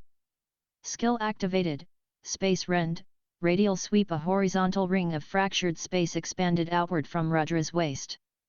The trench walkers raised their glowing tridents and hydro shields to block. The shields held against the spatial distortion for a fraction of a second before shattering like glass. The front 24 soldiers were neatly bisected, their upper halves sliding off their bodies to hit the sand. Before the rest could react, Rudra raised his burning right hand. Domain skill activated, World Ash. The black and gold fire roared to life. But Rudra didn't blast it outward, he compressed it, spinning the flames into a massive, condensed sphere above his head. He hurled it into the breach in the ice wall. The explosion didn't just melt the ice, it vaporized the incoming wave of trench walkers, turning their organic armor to ash and boiling their internal fluids instantly. Rudra stood amidst the burning, severed corpses, his eyes locked on the ocean. The vanguard was dead, but the water in the distance was boiling. Chapter 34, The Star-Forged Shadow. The ocean itself seemed to part. From the center of the 100-mile-wide whirlpool, a pillar of black water shot into the sky. It condensed, hardening into the shape of a man walking down a staircase made of liquid pressure. He didn't wear armor. He wore robes woven from living, bioluminescent jellyfish tendrils. His skin was pale, and his eyes were black pools devoid of sclera or irises. The moment his foot touched the frozen shoreline, the gravity in China magnified by 100-fold. Skyscrapers miles away began to groan and collapse under the sheer spiritual weight of his presence. Critical warning, dimensional anomaly detected. Entity classification, Abyssal Sovereign, Viceroy Tier, dot. Estimated power level, Starforged, Initial Stage, dot. Rudra felt his knees buckle slightly under the pressure. A Starforged entity. A being capable of treating planets like playthings. Earth wasn't supposed to see a being like this for another 5 years. You exterminated my vanguard, the sovereign spoke. His voice didn't just enter Rudra's mind, it resonated in the water molecules inside Rudra's own blood. Fascinating. A mortal world, barely awakened, producing a golden core anomaly who wields four conflicting authorities. The sovereign pointed a single, pale finger at Rudra. I am Viceroy Thalassa. Surrender your authorities to the Abyss, and I will allow your species to serve as our livestock. I have a better idea, Rudra said, his spine popping as he forced himself to stand straight, defying the Star-Forged. Pressure. Why don't you surrender that water authority to me, and I'll let you die quickly? Thalassa didn't laugh. He simply flicked his finger. A single drop of black water shot from his fingertip. It moved so fast that even Rudra's Mach-level perception barely registered it. Rudra raised a space-rend shield, but the drop of water didn't try to break the space. It healed the fractured space, bypassing the defense completely, and struck Rudra squarely in the chest. Chapter 35, The Submerged Clash. The impact was like being hit by a freight train made of compressed osmium. Rudra was launched backward, crashing through his own ice wall, tearing through 3 miles of the abandoned China cityscape, and completely leveling a concrete overpass before finally coming to a halt in a crater of rubble. He coughed, spitting a mouthful of blood. Warning: severe internal trauma. Ribs 3 through 8 shattered. Endless spring activating. Regeneration is being suppressed by abyssal water concepts. The black water droplet had embedded itself in his chest, continuously radiating a crushing pressure that actively fought against his wood authority's healing. He bypassed spatial defense, Rudra grimaced, pulling himself out of the crater. His water concept is too dense. I can't break it, and I can't burn it because it snuffs out the spiritual energy fueling the fire. Thalassa casually floated over the ruined city, arriving above the crater. You are resilient, terrestrial mud, Thalassa said, raising both hands. The black ocean miles away surged into the sky, forming tens of thousands of those lethal, hyper-condensed water drops. But you are limited by the frailties of your realm. Die. The sky rained black death. Rudra didn't try to block. He didn't try to dodge. He made a completely insane calculation. Skill activated, rift step. He teleport not away from the attack, but directly upward, appearing inches away from Thalassa's face. Thalassa's black eyes widened in mild surprise, but the sovereign reacted instantly, conjuring a barrier of absolute pressure between them. You can't pierce this, Thalassa stated coldly. I don't want to pierce it, Rudra grinned, blood staining his teeth. I want to ride. Rudra reached out and grabbed the sovereign's liquid barrier with both hands. Instead of trying to break it, he anchored himself to it. Then, Rudra manipulated his spatial shatter authority, not as an attack, but as a localized gravity well pointing straight down. The combined weight of Rudra's spatial well and Thalassa's own dense water caused them both to plummet from the sky. They crashed into the ocean, sinking instantly beneath the black waves.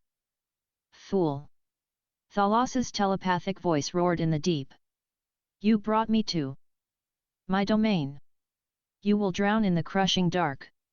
Rudra didn't speak. He couldn't. The pressure of the deep ocean was instantly crushing his golden core body, his lungs screaming for air as the black water violently invaded his system. But as the lethal threshold of the abyssal ocean crossed into his body, the system's ash-colored text flared behind his dying eyes. Critical event detected, abyssal crush tribulation activating apocalyptic assimilation, remaining time, 3.0 s.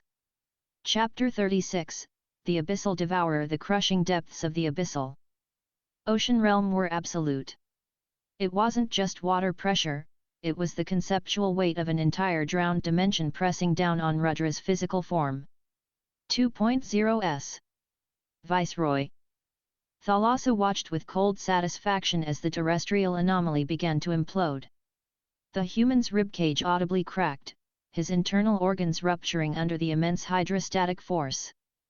The black water forcefully invaded Rudra's lungs, drowning the spark of his apocalyptic blaze. "Your authorities return to the void," Thalassa declared telepathically, preparing to extract the human's powers. 1.0s. Rudra's eyes, bleeding and bloodshot, locked onto Thalassa. Even as his body crumbled, he forced his right arm forward, reaching through the crushing dark to physically grasp the Viceroy's wrist. Thalassa frowned, sending a surge of lethal pressure through his arm to atomize the human's hand.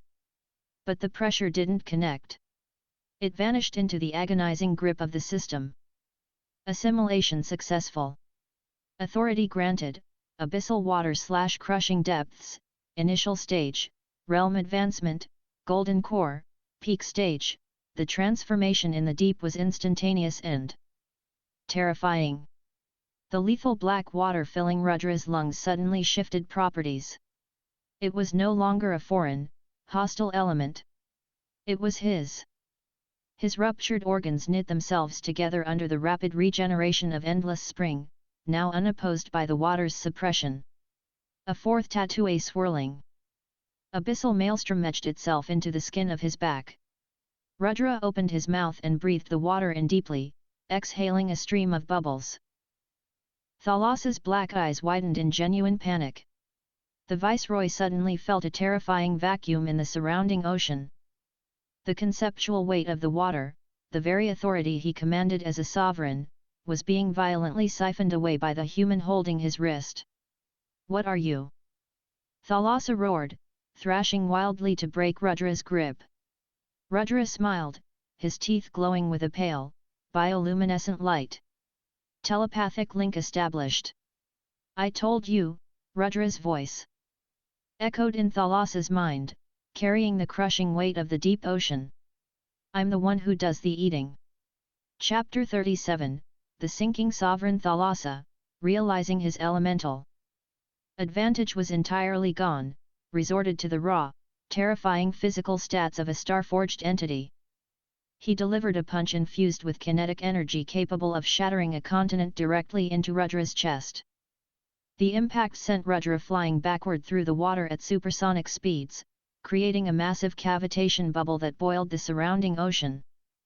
Warning: severe kinetic trauma detected. Endless spring activated. Notice: Abyssal Water Authority is rapidly mitigating physical damage. Rudra righted himself in the water, his aura flaring. His new golden core, peak body, reinforced by the density of the abyssal water, absorbed the blow that would have killed him minutes ago. He didn't wait for Thalassa to follow up. He utilized his new authority. Skill activated, crushing depths. Rudra pointed both hands at Thalassa. He didn't shoot water, he manipulated the concept of pressure around the sovereign. The water surrounding Thalassa suddenly multiplied its density by a factor of 10,000. The Viceroy froze in place, his bioluminescent robes dimming as the sheer weight of his own domain turned against him. His star-forged aura flared, desperately fighting the localized singularity Rudra had created. "You steal my element and try to drown me in it." Thalassa sneered through the telepathic link, slowly forcing his arms outward against the crushing weight. "I am born of the abyss. Pressure cannot kill me." "I know," Rudra replied calmly, appearing directly in front of Thalassa via a rift step that tore through the pressurized water. "That was just to hold you still." Rudra pulled back his right arm. His fist ignited, not with the black and gold apocalyptic blaze, but with a terrifying amalgamation of all four of his authorities. The violet lines of spatial shatter wrapped around the freezing aura of abyssal frost, fueled by the endless vitality of endless spring, and compressed entirely by the crushing gravity of the abyssal water. He drove his fist directly into the center of Thalassa's chest. Combined domain skill, absolute zero event horizon. The impact didn't create a shockwave. It created a localized Tear in reality itself.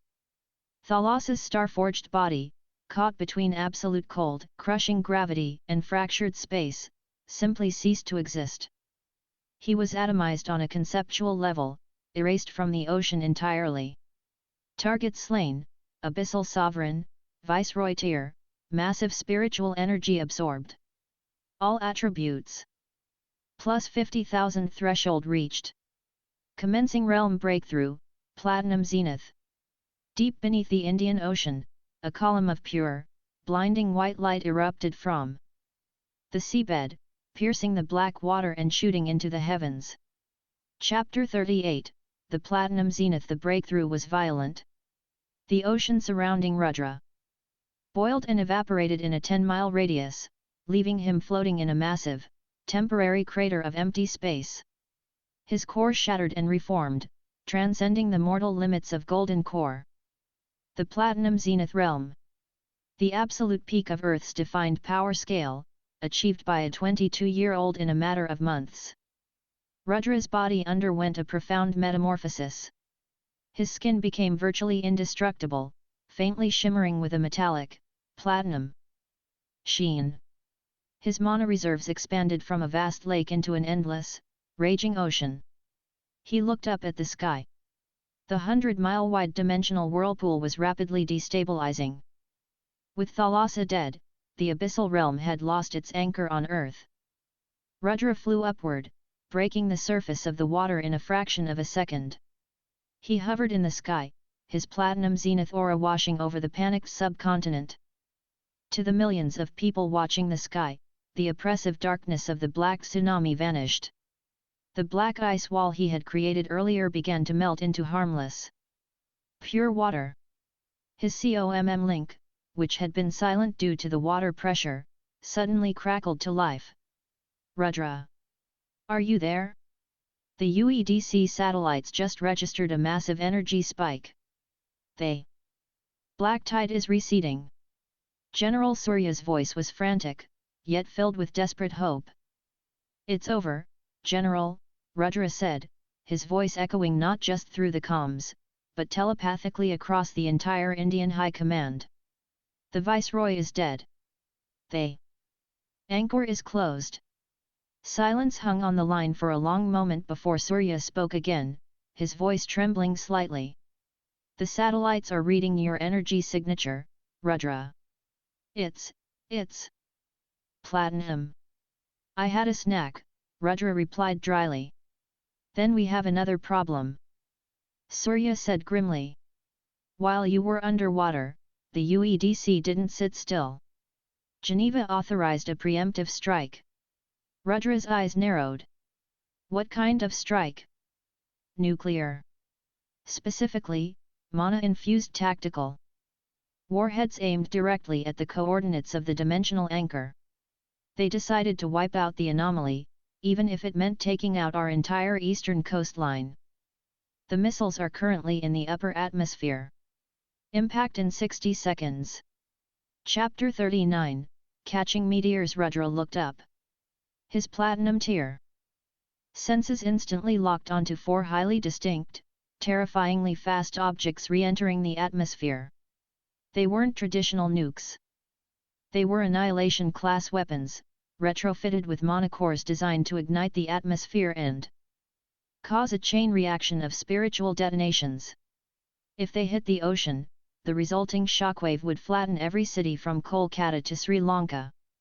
Geneva really wants to push it, Rudra sighed. He didn't bother using Rift Step. He simply pushed off the air, breaking the sound barrier 100 times over. He rocketed upward, leaving a trail of fractured space in his wake, reaching the exosphere in less than 10 seconds. He intercepted the first missile directly. He didn't try to punch it or use an authority. He simply held out his hands and caught the tip of the massive warhead.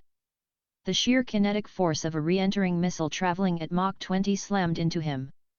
But Rudra's platinum zenith body, reinforced by crushing depths, barely budged. He was an immovable object. The missile screeched, its thrusters burning frantically, before the metal crumpled against his palms like a tin can. He tossed the crushed missile aside into space. He used Rift Step rapidly, appearing in front of the second and third missiles simultaneously. He snapped his fingers. Domain skill activated, Void Cage. 2 transparent cubes of fractured space formed around the missiles mid-flight. Inside the cages, he altered the spatial coordinates, effectively turning the missiles around to face each other. He dropped the cages, and the 2 warheads collided in a massive, blinding explosion of mana and fire high above the earth, harmlessly dissipating in the vacuum. One left. Rudra. Teleport directly onto the casing of the 4th and largest warhead. It was the command missile, housing the primary mana detonator. He drove his fist through the reinforced titanium hull, grabbing the massive, glowing core of the weapon. "You guys like dropping fire from the sky," Rudra muttered to himself. "Let's see how you like it when I send it back." Chapter 40, Return to Sender Location, Geneva, Switzerland. UEDC Headquarters. The war room was dead silent. The holographic globe showed the 4 annihilation blips vanishing from the radar entirely, high above the Indian Ocean. No detonations on the surface. No shock waves. "Status report," the American delegate shouted. "Did the warheads malfunction? Did the Abyssal Sovereign destroy them?" "Negative, sir," a pale technician stammered, frantically typing on his console. "The tracking telemetry indicates manual interception. Someone caught them in orbit." Vance, standing in the corner, went completely rigid. "It's him." Suddenly, the massive reinforced blast doors of the UEDC war room glowed cherry red. The adamantium alloy, designed to withstand a direct nuclear strike, began to melt like wax. A terrifying, oppressive pressure flooded the room, forcing every Golden Core cultivator and military leader to their knees. The doors didn't explode. They were neatly sliced open by a violet spatial tear. Rudra stepped into the room. His clothing was slightly scorched, but he looked completely unharmed. His eyes swept across the terrified leaders of the free world. He was dragging something heavy behind him with his right hand. With a casual flick of his wrist, he tossed the massive, glowing, highly unstable monocore of the 4th Annihilation warhead onto the central holographic table. It cracked the table in half, the core humming violently, threatening to detonate and wipe Geneva off the map. The UEDC leaders screamed, scrambling backward over their chairs. Rudra walked over to the American delegate, who was paralyzed by the sheer terror of a platinum zenith aura. "I told you," Rudra said softly, the silence in the room deafening except for the whine of the dying nuclear core. "If you crossed my borders again, I would come here. Please." The delegate gasped, his cybernetic eyes glitching from the spatial pressure. We were trying to save the world." "No," Rudra replied, picking up a pen from the desk and casually twirling it. "You were trying to own it. That ends today." Rudra turned and looked at Vance. The mercenary leader tried to draw his sidearm, but his arm refused to move. "Vance. You're the new head of the Vanguard," Rudra declared. Vance blinked, bewildered. "What? You're going to use your vast corporate wealth to rebuild the Indian coastline. You're going to dismantle the UEDC's military monopoly, and you're going to ensure no foreign operative ever steps foot in my country again. If you fail, or if you try to betray me." Rudra pointed at the glowing, unstable nuclear core on the table. Skill activated, crushing depths. He compressed the space around the core, freezing its detonation timer permanently at 0.1 seconds, effectively turning it into a ticking time bomb that only his aura held back. "If my aura leaves this planet, or if I die, that core goes off. Geneva burns. Do we have an understanding?" The entire UEDC Council nodded frantically. Rudra smiled, the violet and crimson lights fading from his eyes. He turned and activated a spatial rift, stepping back into the shadows. Good. Now, if you'll excuse me, I need a vacation before hell freezes over. Chapter 41, The Devourer's Vacation. For the first time in 10 years spanning 2 lifetimes, Rudra actually relaxed. He sat on a pristine, white sand beach in Goa. The UEDC's vanguard consortium, utterly terrified of the nuclear sword of Damocles hanging over Geneva, had sent their top-tier engineering drones to restore the Indian coastline. The black stains of the abyssal ocean were gone, replaced by crystal-clear waters. Rudra wore a loose linen shirt and sunglasses, sipping from a coconut. His platinum zenith aura was entirely suppressed, making him look like a perfectly normal, albeit incredibly fit, 22-year-old on holiday. A sleek, black military VTOL aircraft descended silently onto the beach, blowing sand everywhere.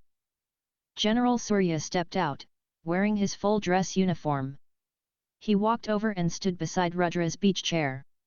"You're tracking sand into my vacation, General," Rudra said without opening his eyes. "The UEDC just wired $2 trillion in reparations to the National Treasury," Surya said, shaking his head in disbelief. "They also formally surrendered all orbital defense platforms over South Asia to our command. You conquered the world in a single afternoon, and you're sitting here drinking coconut water." "Ruling the world sounds like a lot of paperwork," Rudra replied, taking a sip. "I prefer eating apocalypses. Speaking of which, the planetary mana density has plateaued. Earth is finally stable. For now," Surya said grimly, looking out at the ocean. "But you said it yourself. The viceroy you killed was only a herald.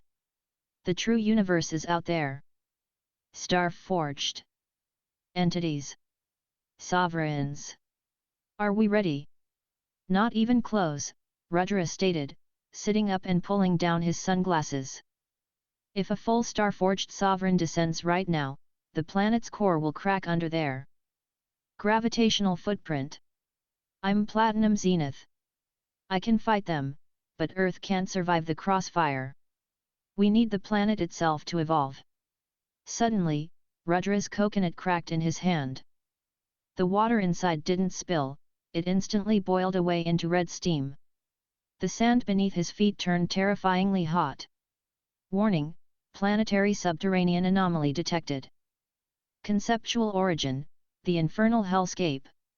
"Looks like my vacation is over," Rudra sighed, standing up as his sunglasses melted into plastic slag. Chapter 42, The Sanguine Sinkhole. This wasn't a portal in the sky. This was a structural failure of the planet. In the heart of the Deccan Plateau, hundreds of miles away from any major city, the Earth simply gave way. A sinkhole, perfectly circular and 10 miles in diameter, opened up. But there was no bottom. It was a sheer drop into a swirling vortex of crimson mist and screaming souls. When Rudra and Surya arrived via the VTOL, the sky above the plateau had turned the color of bruised blood. "It's not emitting monsters," Surya noted, looking at the tactical scanners. "But the radiation, my god! It's not dimensional mana. It's malevolence. It's soul miasma," Rudra explained, his eyes glowing with the black and gold of the apocalyptic blaze, which was eagerly reacting to the energy below. "It doesn't attack the body. It corrupts the spirit. Anyone below the silver domain who breathes that mist will have their soul burned away, leaving a mindless, flesh-hungry husk." A zombie plague, Surya realized with horror. "If the wind catches that mist and blows it toward Mumbai." "It won't," Rudra said. He stepped to the open bay doors of the VTOL. "I'll plug the hole." "Rudra, wait!" Surya grabbed his shoulder. "The scanners can't see the bottom. We don't know what rank this is. It could be an SS rank gate." "General," Rudra smiled, a terrifying, predatory grin that made even the Platinum Zenith commander step back. I literally have hellfire running through my veins. I'm going home. Rudra stepped out of the aircraft and plummeted straight down into the 10-mile-wide abyss. Chapter 43, The Descent into Madness. The moment Rudra crossed the threshold of the sinkhole, the physical laws of Earth vanished. Gravity inverted, spun, and multiplied. The crimson mist clawed at his skin, whispering a million screaming voices into his mind, trying to tear his sanity apart. Warning: hostile conceptual invasion, soul-rend infernal hellfire authority is actively consuming the miasma. Rudra laughed. The mist that would have turned a million humans into rabid husks was simply fuel for his system. He accelerated his fall, using Rift Step to bypass miles of empty, falling darkness until he finally saw the bottom. It was a gate. Not a swirling vortex of energy, but a physical, colossal pair of doors made entirely of fused, agonizingly twisted demonic iron and fossilized bone. The Gate of Damnation. Standing before the gate was a legion of horrors. Winged gargoyles, colossal centaurs made of brimstone, and heavily armored demonic knights riding nightmares. At the front stood a towering figure, 12 feet tall, clad in crimson armor. He wielded a great sword that burned with a sickening green flame. "A mortal falls into the abyss," the demon lord bellowed, his voice shaking the cavern. "I am Duke Malphas of the Seventh Circle. Your soul shall grease the hinges of this gate so that my legion may ascend and claim your world." Rudra landed with a catastrophic thud, the impact shattering the bedrock and sending a shockwave that knocked the front row of the demonic legion off their feet. The smoke cleared, revealing Rudra slowly cracking his knuckles. "Duke Malphas," Rudra said, unimpressed. "Tell me. Do you demons feel the cold?" Before the Duke could answer, Rudra snapped his fingers. Domain skill activated, Glacial Epoch, Absolute Zero. Event Horizon. A ring of pale blue light erupted from Rudra. The moment it touched the demonic legion, the ambient heat of hell was violently snuffed out. The gargoyles froze mid-flight and shattered upon hitting the ground. The brimstone centaurs turned to brittle stone. The demonic knights were flash-frozen inside their own armor. In a single second, an army capable of conquering a continent was turned into a museum of ice sculptures. Duke Malphas stared in absolute, paralyzing horror. The green flame on his sword sputtered and died. You bring the abyss to hell," the Duke stammered. Rudra didn't answer. He used Rift Step, appearing directly in front of the Duke, and drove his fist through the demon's crimson armor, crushing his dark core instantly. Chapter 44, The Structural Flaw. Rudra tossed the Duke's lifeless body aside and walked up to the colossal Gate of Damnation. He placed his hands on the twisted iron, ready to let the system devour the dimensional anchor and close the sinkhole.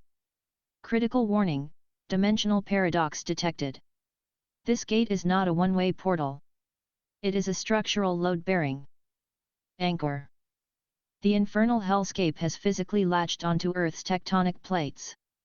If the host devours the gate from the Earth side, the resulting dimensional snapback will shatter the Asian continent. Rudra froze. He withdrew his hands, swearing under his breath. "So I can't just eat the door," Rudra muttered. "Hell used a grappling hook. If I cut the rope from here, it takes half the planet with it." He looked closely at the gate. It was slightly cracked open, bleeding the crimson miasma into Earth. System.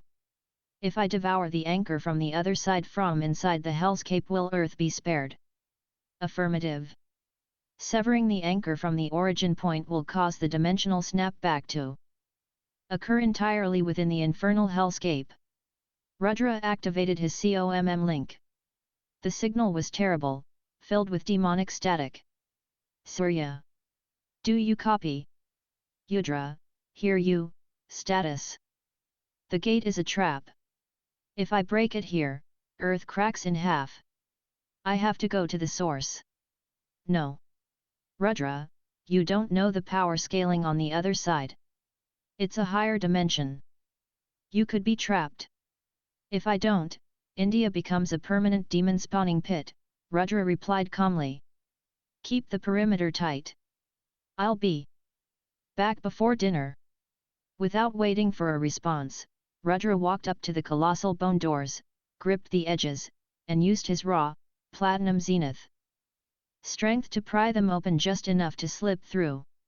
He stepped into the crimson light, and the heavy doors slammed shut behind him, sealing him in the underworld. Chapter 45, Welcome to the Inferno. The air tasted like rust, ash, and despair.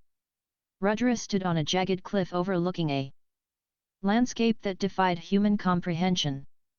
Rivers of liquid suffering glowing a sickening neon purple wound through mountains of black obsidian. The sky was a churning vortex of dark clouds, illuminated by flashes of blood-red lightning. Hostile environment detected, the infernal hellscape gravity, 50x Earth standard. Ambient mana, highly toxic, soul corrosive.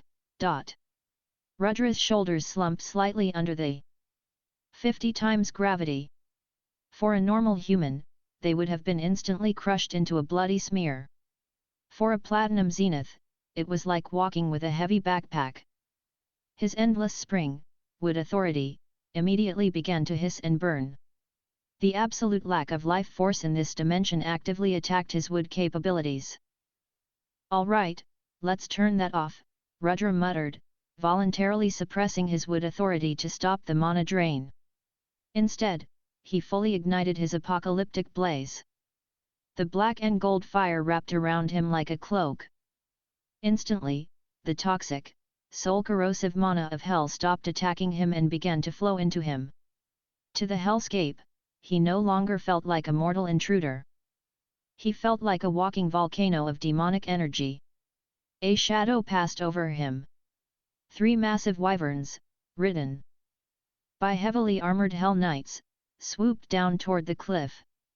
They had spotted the spatial ripple of his entry. Intruder, the lead knight hissed, tossing a spear of jagged bone.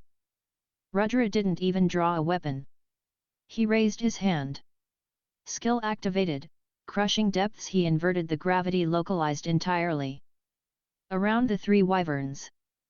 Instead of falling toward Rudra, they were violently ripped upward into the red sky, their bodies accelerating at Mach 10 until the atmospheric pressure of hell violently crushed them into paste. This place is going to be fun, Rudra smiled, stepping off the cliff and plummeting toward the massive, jagged obsidian city in the distance. Chapter 46, The City of Dis. The city was a sprawling nightmare of brutalist architecture, forged from black iron and stone that seemed to weep blood. This was Dis, the outer capital of the 7th Circle. Rudra landed in the center of a massive courtyard, his impact cratering the obsidian cobblestones.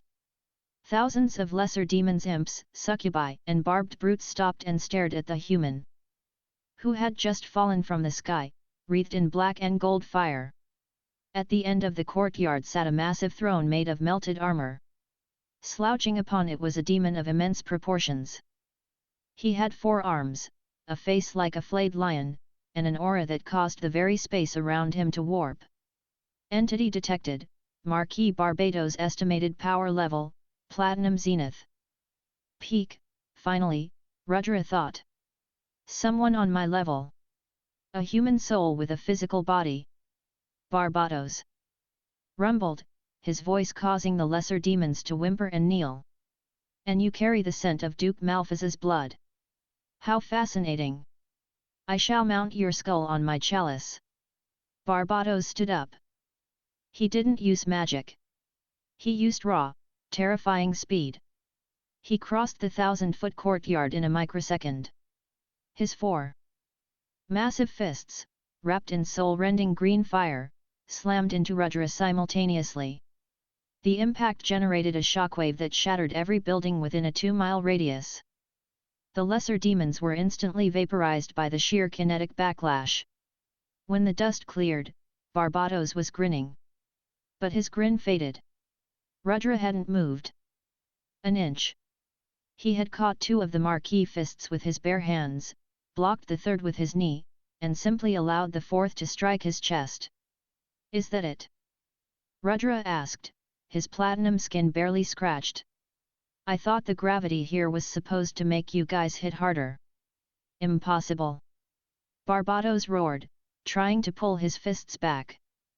But Rudra's grip was like a hydraulic vice. "My turn." Skill activated, space rend, point blank. Rudra didn't throw a punch. He channeled the fractured space directly through his grip into Barbados's arms. The spatial tear traveled up the demon's forearms, violently twisting and splintering the indestructible demonic bones. Barbados screamed a sound of genuine, unfamiliar agony as both of his lower arms were cleanly severed from his body, falling to the obsidian floor. Chapter 47, The Hierarchy of Ash. Barbados stumbled back, green demonic blood pouring from his severed stumps. "You are no mortal," the Marquis snarled, his remaining two hands glowing with a blinding, toxic light. He raised his arms to the red sky. "Legions of Dis! Consume him!" From the ruined buildings, thousands of high-tier demons poured out, forming a tidal wave of fangs, blades, and hellfire. "Numbers," Rudra sighed. "Always numbers." Rudra stomped his right foot. Domain skill activated, World Ash. The black and gold fire didn't just explode outward, Rudra compressed it into the ground, injecting it into the obsidian bedrock of the city. A heartbeat later, the entire city of Dis erupted. Massive geysers of magmatic hellfire shot up from beneath the cobblestones, turning the sprawling metropolis into a literal lake of fire. The screaming legion of demons sank into the molten rock, their bodies and souls incinerated simultaneously by Rudra's combined authority. Barbados hovered above the destruction, his eyes wide with terror. Who are you?" the Marquis demanded. "Not even the kings of hell possess this level of elemental destruction." "I'm the guy looking for the anchor," Rudra said, appearing via rift step directly behind Barbados. Rudra placed his hand on the back of the Marquis head. "Where is the core holding the gate to Earth?" Rudra asked. His voice dead flat. "In the center of the Crimson Wastes," Barbados choked out, his arrogance entirely broken. "The throne of Ash. The king, he guards the tether." "Thank you." Rudra released his grip, but as he did, he applied crushing depths. Barbados, a peak platinum zenith demon, was instantly folded into a space the size of a golf ball, his body completely pulverized by abyssal pressure. Rudra kicked the gruesome marble into the lake of fire and turned his gaze toward the dark horizon. Chapter 48, The Crimson Wastes. The journey across the seventh circle took Rudra a full day of continuous flight. Even with his platinum mana reserves, the 50 times gravity and the oppressive atmosphere were draining. He crossed rivers of wailing souls and mountains of shattered armor. Finally, he saw it. In the center of a vast desert of red sand stood a massive pillar of dark energy that shot up into the sky. It was the dimensional tether, the rope pulling Earth into hell. At the base of the pillar sat a throne carved from the skull of a dead, colossal deity. Sitting on the throne was a being that didn't look like a demon. He looked human. He wore an elegant, tailored suit of ash-grey velvet. His skin was pale, his hair slicked back, and his eyes burned like twin eclipses. Critical warning, dimensional sovereign detected. Entity, Asmodeus, the King of Ash. Estimated power level, Starforged, initial stage, Asmodeus didn't stand up. He swirled a glass of crimson liquid in his hand. "A terrestrial anomaly," Asmodeus spoke, his voice smooth and cultured, echoing perfectly across the miles of desert. "You killed Thalassa in the ocean realm. The multiverse whispers of the Devourer. I must admit, I didn't expect you to walk through my front door." Rudra landed on the red sand 100 yards away. "I'm here for the tether." Cut it, and I let you keep your throne. Asmodeus laughed softly. You misunderstand the hierarchy of the cosmos, little anomaly. Thalassa was arrogant. He fought you in his element, allowing you to steal it. I am not so foolish. Asmodeus snapped his fingers.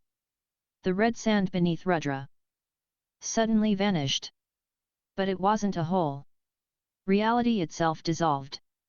Rudra fell into a void of absolute sensory deprivation.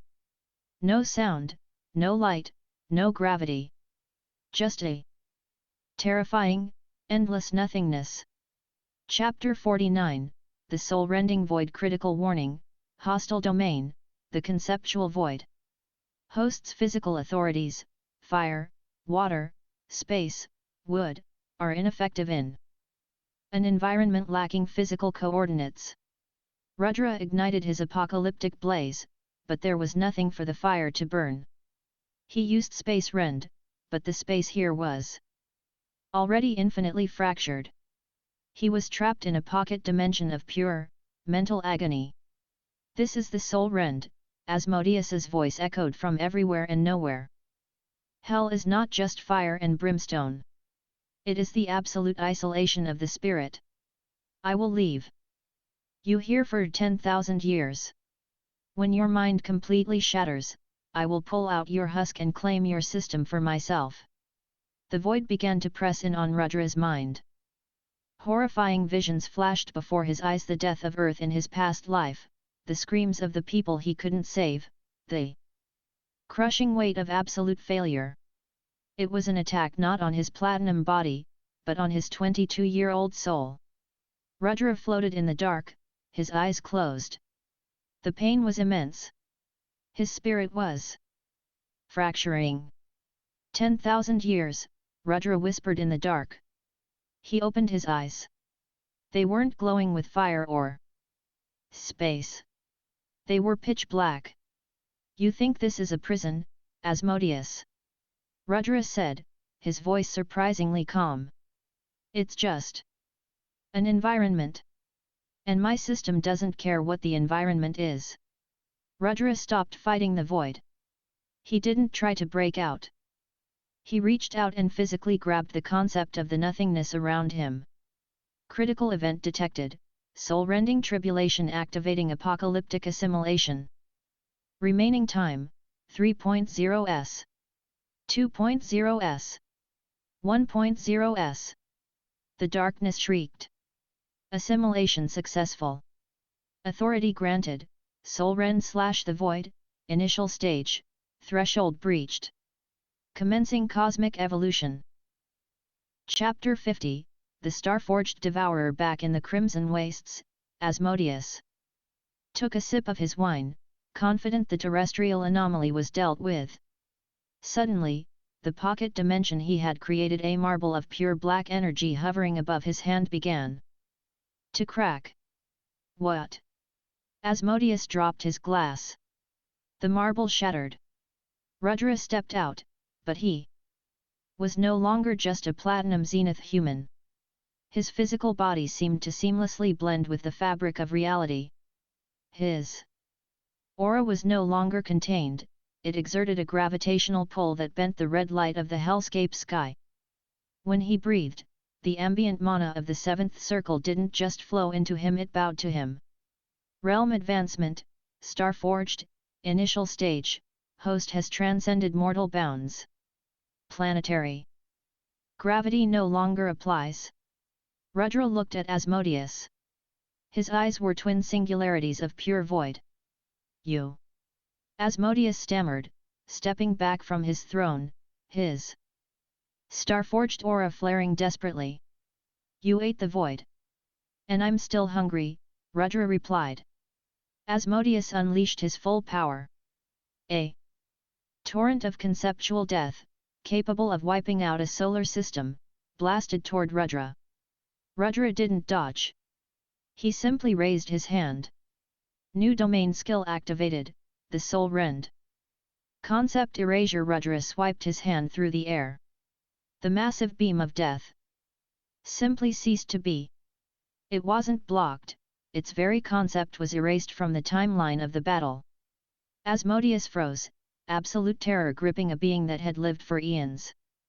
Rudra used Rift Step, traversing the distance instantly, and grabbed Asmodeus by the throat. He lifted the King of Ash off his feet. "I'll take that tether now," Rudra whispered. Rudra channeled his apocalyptic blaze. Abyssal Crush, and his new void authority directly into Asmodeus's chest. The Sovereign of Hell didn't even have time to scream. His star-forged core imploded, violently consumed by Rudra's system. Target slain, Infernal Sovereign, King of Ash, dimensional tether to Earth severed. Behind the ruined throne, the massive pillar of dark energy connecting Hell to Earth sputtered and vanished. The sinkhole in India would safely close itself. Rudra dropped the king's empty husk onto the red sand. He stood alone in the crimson wastes, a newly ascended star-forged entity. He looked up at the sky of the hellscape. He could feel the terrified gaze of the other kings of Hell watching him from the deeper circles. "Earth is off limits," Rudra's voice echoed across the entirety of the infernal dimension, a decree etched into the very fabric of Hell. He activated a spatial tier and stepped through, returning to the pristine beaches of Goa. He had a vacation to finish, and the rest of the cosmos was finally beginning to realize exactly what had been born on Earth. Chapter 51, The Star-Forged Earth. The Gone sun felt different. It wasn't the heat, it was the way the light bent slightly around Rudra's physical form. He sat back down on his beach chair, the sand instantly cooling into smooth glass beneath his feet due to the passive, immense pressure of his newly ascended star-forged body. He picked up a fresh coconut courtesy of a terrified Vanguard drone hovering nearby and took a sip. 10 minutes later, the black VTOL aircraft landed again. General Surya stepped out, looking exhausted but deeply relieved. The Deccan sinkhole collapsed in on itself. "The miasma is fading. You actually did it. You went into the 7th circle and closed it." "I did a little more than close it," Rudra said, looking out at the Arabian Sea. Surya stopped walking. His platinum zenith instincts, usually the sharpest on the planet, suddenly screamed in absolute, primal terror. He looked closely at Rudra. The young man wasn't projecting any aura, but the sheer, unfathomable density of his existence felt like standing next to a black hole. "Rudra." Surya's voice trembled. "What realm are you?" "Star-forged," Rudra replied casually. Surya sat down heavily on the sand. The concept was myth. Earth's theoretical mana capacity couldn't even support a star-forged entity without the tectonic plates shattering. "But the planet isn't breaking," Surya noted, bewildered. "Because I'm anchoring it," Rudra explained. "When I ascended, my system forcefully evolved Earth's core. Have your analysts check the global mana density. We aren't an E-rank planet anymore." Surya touched his earpiece, listening to the frantic reports from High Command. His eyes widened. "Global ambient mana has spiked by 400%. Awakened soldiers are breaking into iron core by the thousands. We have a dozen new bronze forges just in the last hour. Earth is on the cosmic map now, General," Rudra said, finishing his coconut.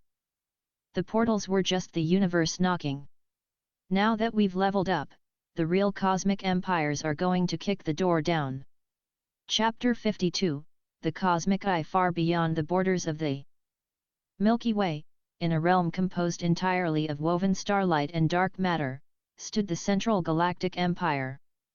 Inside the spire of observation, a towering crystal monolith hummed with the data of a billion worlds. An inquisitor, clad in armor made of compressed nebulae, stared at a localized holographic projection of Sector 44 Earth's solar system. Inquisitor Viel, a subordinate, possessing 6 glowing eyes and a Void Walker's aura, bowed low. "The abyssal tether on Planet 44 Earth has been severed. Furthermore, the localized frequency of the infernal hellscape has been violently expelled from the sector. Vial's eyes narrowed. A mortal world repelled 2 sovereign-tier incursions. Not repelled, sir. Erased. And our deep space telemetry has just registered a Starforged ascension originating from the planet's surface. Vial stood up. For a primitive, unranked planet to birth a Starforged entity was mathematically impossible without stealing authorities from higher dimensions. It was an act of cosmic heresy. A rebel planet, Vial declared, his voice echoing with absolute authority. They have bypassed the great filter through theft. The Emperor does not tolerate anomalies that disrupt the celestial hierarchy. Shall we send an subjugation fleet? No, Vial sneered, turning toward the armory. A Starforged anomaly on a primitive world is arrogant.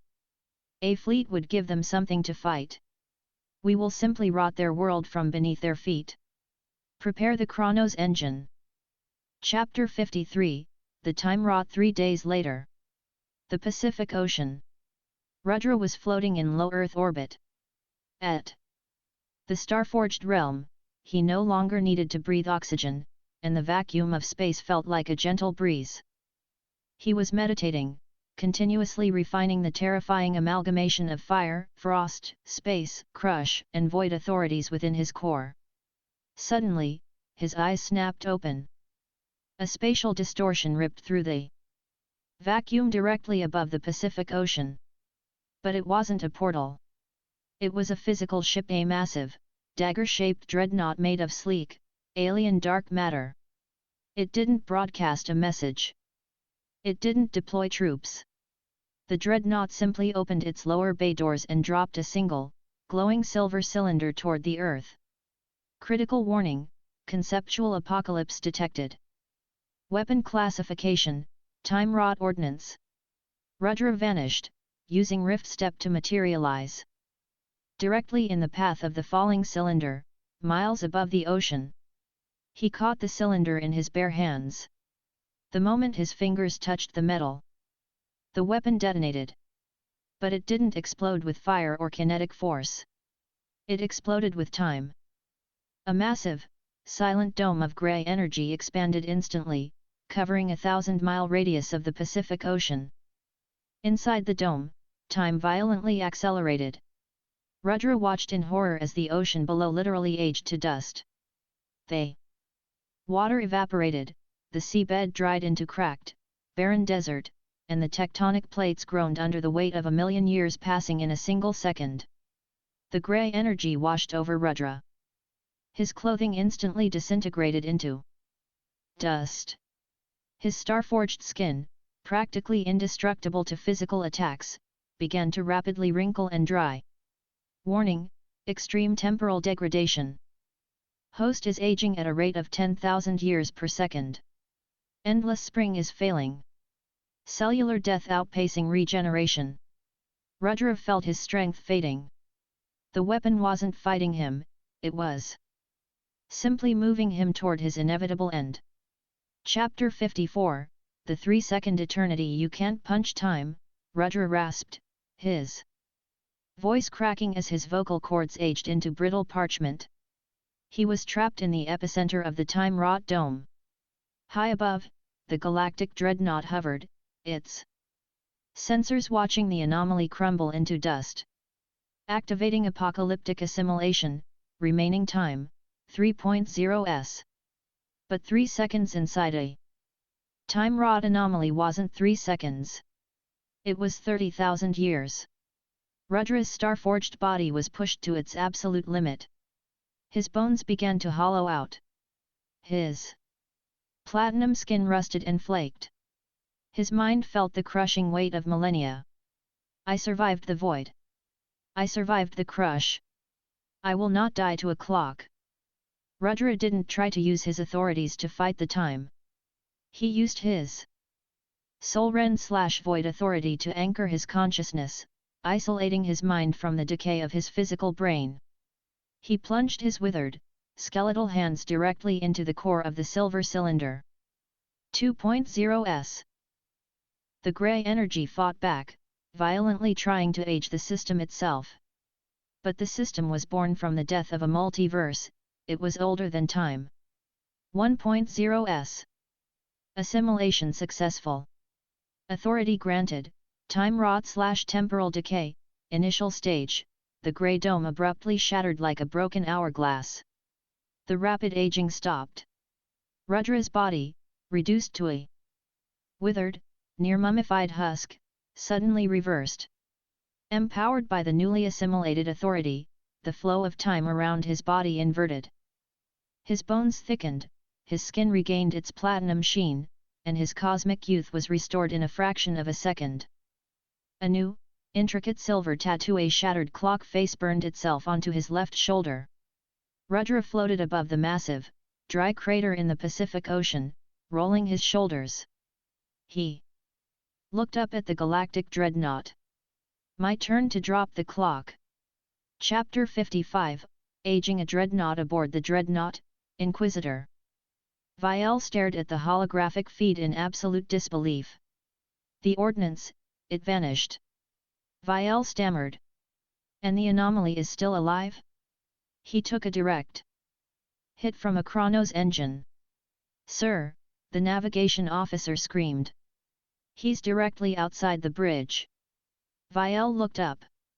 Through the transparent dark matter viewport, Rudra floated in the vacuum of space, staring directly at the Inquisitor. Rudra raised his right hand, the silver tattoo on his shoulder glowing brilliantly. Skill activated, temporal decay. Fast forward. Rudra pressed his palm against the hull of the dreadnought. The effects were instantaneous and horrifying. The indestructible dark matter hull, designed to last millions of years, suddenly oxidized and rusted.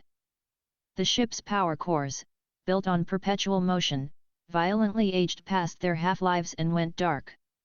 Inside the bridge, Vielle and his crew shrieked as the temporal wave hit them.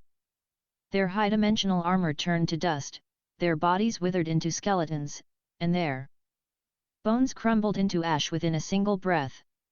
The massive, miles-long dreadnought dissolved into a cloud of harmless grey dust that drifted away into the vacuum of space.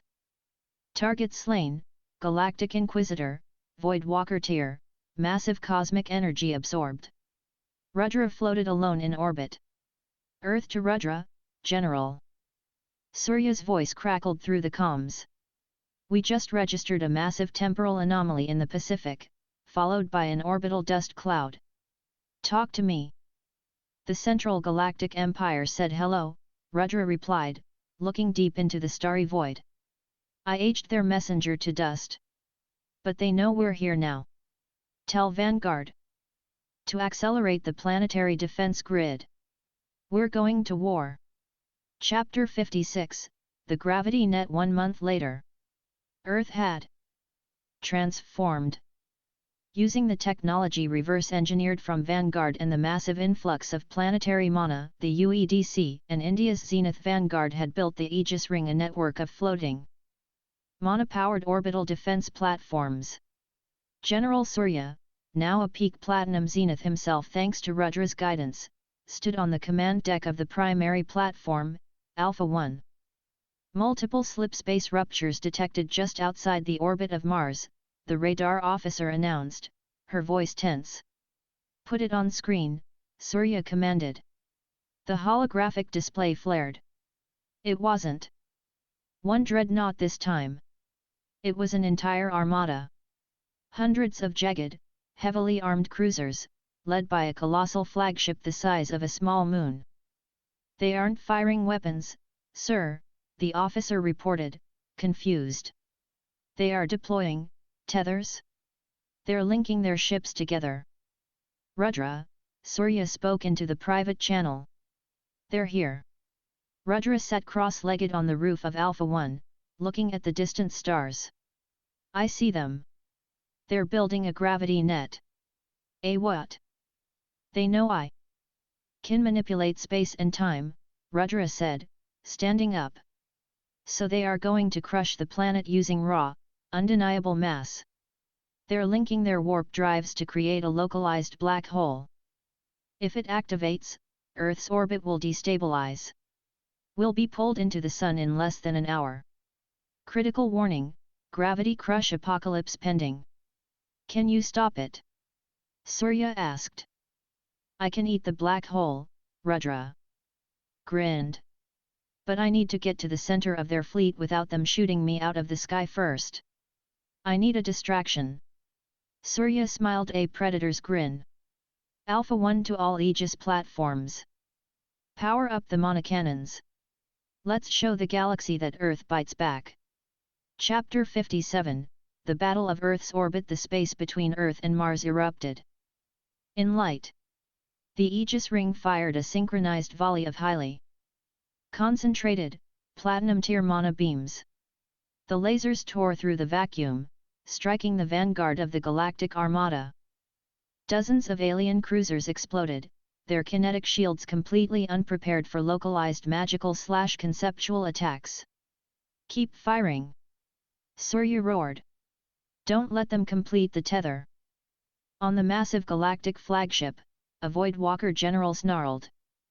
Primitive insects wielding stolen fire. Launch the interceptor swarms.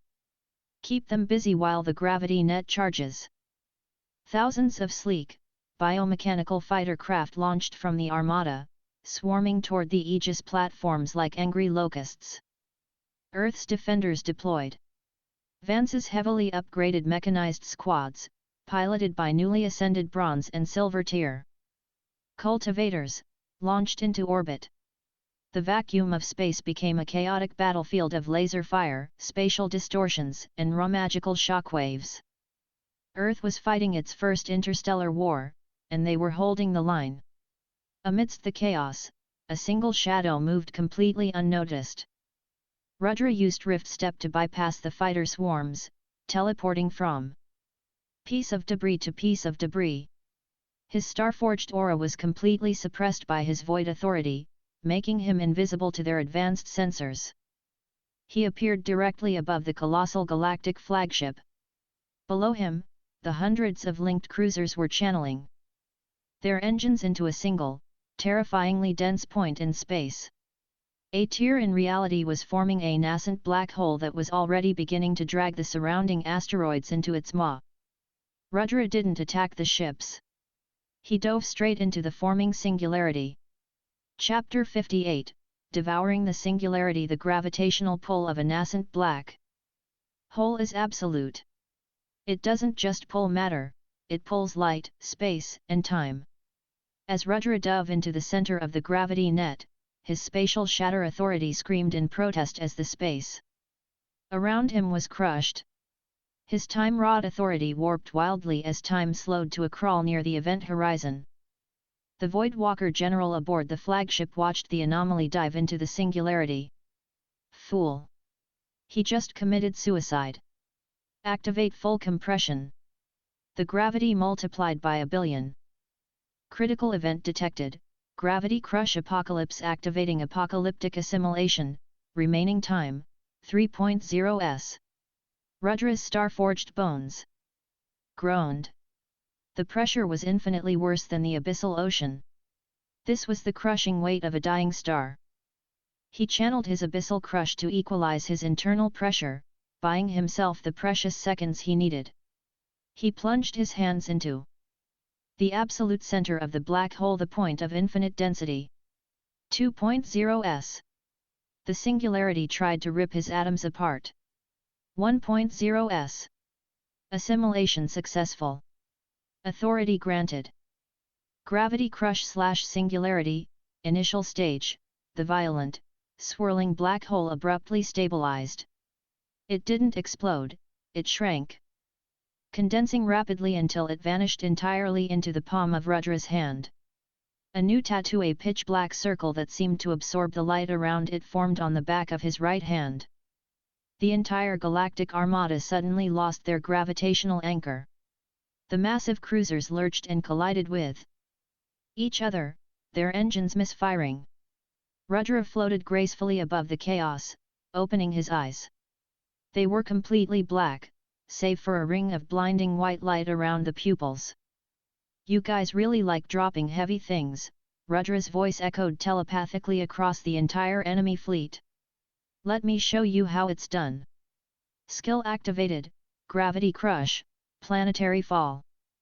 Rudra pointed his right hand down at the massive flagship. He didn't shoot a projectile. He simply changed the gravitational constant of the flagship to match the mass of a neutron star. The flagship instantly collapsed in on itself. The indestructible dark matter hull folded like wet paper. In less than a second, the moon-sized vessel was crushed into a sphere the size of a marble, instantly killing the Void Walker general and the entire command crew. Chapter 59, The Mind Plague Assassin. The destruction of the flagship sent the remaining armada into a panic. They broke formation, trying to initiate slipspace jumps to flee the monster that had just eaten a black hole. Rudra raised his hand to wipe the rest of them out, but suddenly, a blinding, piercing pain shot through his brain.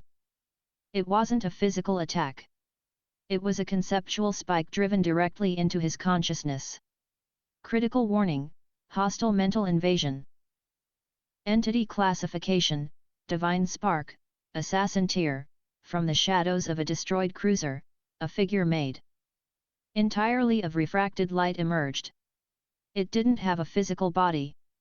It was a psychic parasite, sent by the Emperor himself to kill Rudra's mind while he was distracted by the fleet.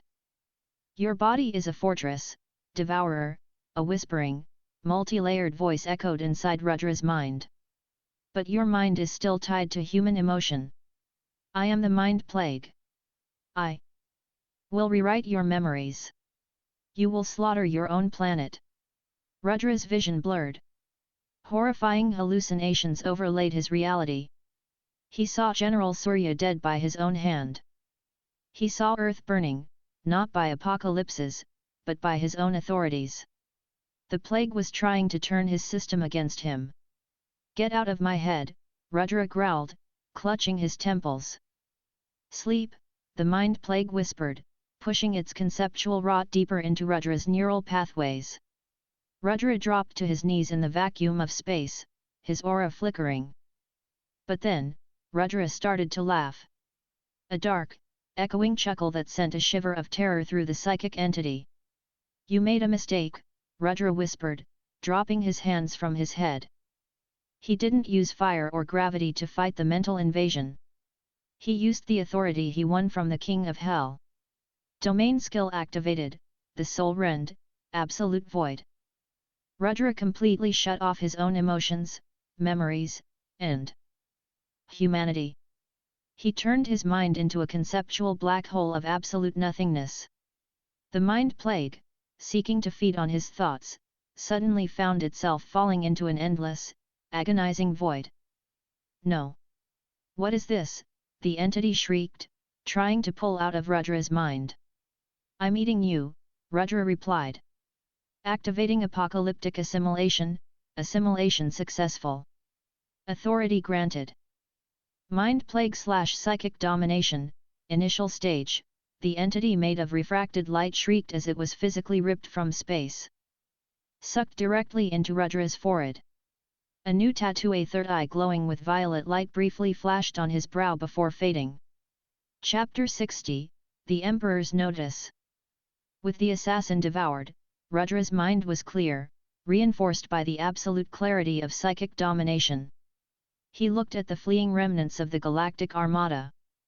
Skill activated, Psychic Domination, Neural Shatter. Rudra sent a single, heavily amplified telepathic pulse across the void. The pulse completely bypassed the ship's kinetic shields and struck the alien crews directly. Every single pilot, gunner, and captain in the fleeing fleet instantly suffered catastrophic brain death. The remaining cruisers drifted aimlessly, dead in the water. Earth had won its first cosmic war. Down on the Aegis platforms, the human soldiers erupted into cheers, weeping with relief as they watched the alien ships power down. But Rudra didn't celebrate. He floated amidst the graveyard of the Armada, his eyes fixed on the deepest part of the cosmos. With his new psychic authority, his consciousness expanded beyond the solar system, traveling at the speed of thought, passing thousands of stars until it slammed into a massive, golden celestial palace at the center of the galaxy. He bypassed the psychic wards of the palace and projected his voice directly into the throne room of the stellar sovereign, the Emperor of the Central Galactic Empire. In the Golden Hall, the Emperor, a being composed of literal constellations, paused. "Emperor," Rudra's voice echoed in the sovereign's mind, carrying the weight of time. "Space, fire, crush, void, and plague. You sent fire. I ate it. You sent time. I ate it. You sent a black hole. I ate it." The Emperor's starlight eyes narrowed. "Rebel anomaly. You invite the wrath of the heavens." "I'm not rebelling," Rudra's psychic projection smiled, a terrifying manifestation of pure apocalyptic power. "I'm just giving you a warning. Stop throwing your garbage at my planet." Rudra paused, the black and gold flames of his aura burning across the psychic link. "Because next time, I'm coming to your house to eat." Rudra severed the link, leaving the Emperor of the Galaxy in stunned, enraged silence. The Devourer had officially entered the cosmic game, and the multiverse would never be the same. Chapter 61, The Spoils of the Void. The vacuum of space was silent, but Earth was screaming in celebration. Rudra floated amidst the graveyard of the Galactic Armada, his eyes glowing with the faint, violet light of his newly acquired psychic domination. With a flick of his wrist, he enveloped the dozens of pristine, dead cruisers in massive void cages. He didn't destroy them. He dragged them down on Earth, in the middle of the uninhabited Thar Desert. A spatial rift the size of a city tore open. The massive, dark matter alien cruisers plummeted from the sky, landing gently on the sand, their gravitational weight nullified by Rudra's gravity crush authority. Rudra materialized on the nose of the largest cruiser. A sleek Vanguard dropship arrived minutes later. Vance stepped out, his synthetic skin pale as he looked at the fleet of interstellar dreadnoughts resting in the Indian desert. Beside him was General Surya, clad in his zenith armor. "I brought you some scrap metal," Rudra called down to them, jumping off the cruiser and landing silently on the dunes. "Dark matter hulls, perpetual motion, warp drives, and kinetic shielding arrays. Consider this my contribution to planetary defense." Vance walked up to the hull of a cruiser, touching the alien metal with a trembling, cybernetic hand. "The technological leap, this is 1,000 years of R&D sitting in the sand. Rudra, with this, the Vanguard Consortium can build planetary shields. We can build a fleet." "That's the idea," Rudra said. "The Central Galactic Empire relies on hyper-advanced tech merged with spiritual cultivation. Now, we have their blueprints." Surya looked at the sheer scale of the fleet. "You realize this makes Earth the most heavily armed planet in the Outer Rim?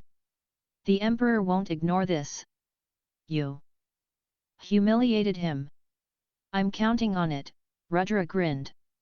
"I'm starforged now, but the Emperor is a stellar sovereign.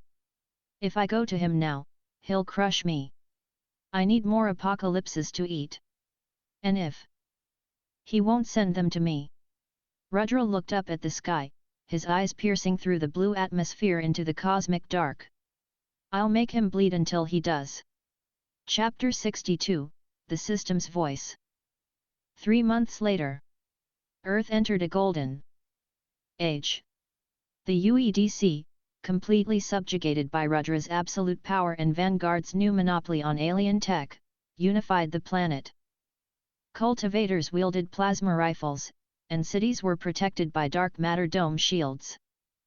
Rudra spent his time meditating at the peak of the Himalayas, digesting the massive influx of cosmic energy from the Armada. As he sat in the freezing wind, the ash-colored text of his system flared in his vision. But this time, it didn't just display text. A voice, ancient, metallic, and echoing with the resonance of a dying universe, spoke directly into his mind. Host synchronization at 99%. Direct communion enabled. You have grown quickly, Devourer. Rudra opened his eyes, unsurprised. You finally decided to talk. I was wondering when the AI running my life would introduce itself. I am not an artificial intelligence. I am the conceptual remnant of Universe Zero. The first multiverse. The one that burned so that this current reality could exist. So you're a ghost, Rudra said, standing up. Why pick me? Because your soul shattered in your past life, yet refused to dissipate. You possessed the absolute prerequisite for housing my core, an infinite capacity for survival. But we are out of time. Rudra frowned. What do you mean? Critical warning, multiversal. Realm suture detected. The Emperor of the Central Galactic Empire has realized he cannot destroy Earth through conventional means. Therefore, he is deploying a planar sunder. He is forcefully stitching Earth's coordinates to the Iron Blood Wasteland A Sector 7 quarantine zone. A quarantine zone? Rudra asked, his aura flaring. It is a dying cyberpunk cultivation dimension, ravaged by the technoblite apocalypse. The Emperor intends to merge Earth with this wasteland, allowing the local apocalypse to consume your world from the inside out. The collision happens in 30 seconds. Rudra looked at the sky. The blue atmosphere was already turning a sickly, neon rust orange. Well, Rudra cracked his knuckles. Let's go meet the neighbors. Chapter 63, The Iron Overlap. The Great Convergence was happening again, but this time, it wasn't portals. It was a physical collision of realities. Across the globe, the sky shattered.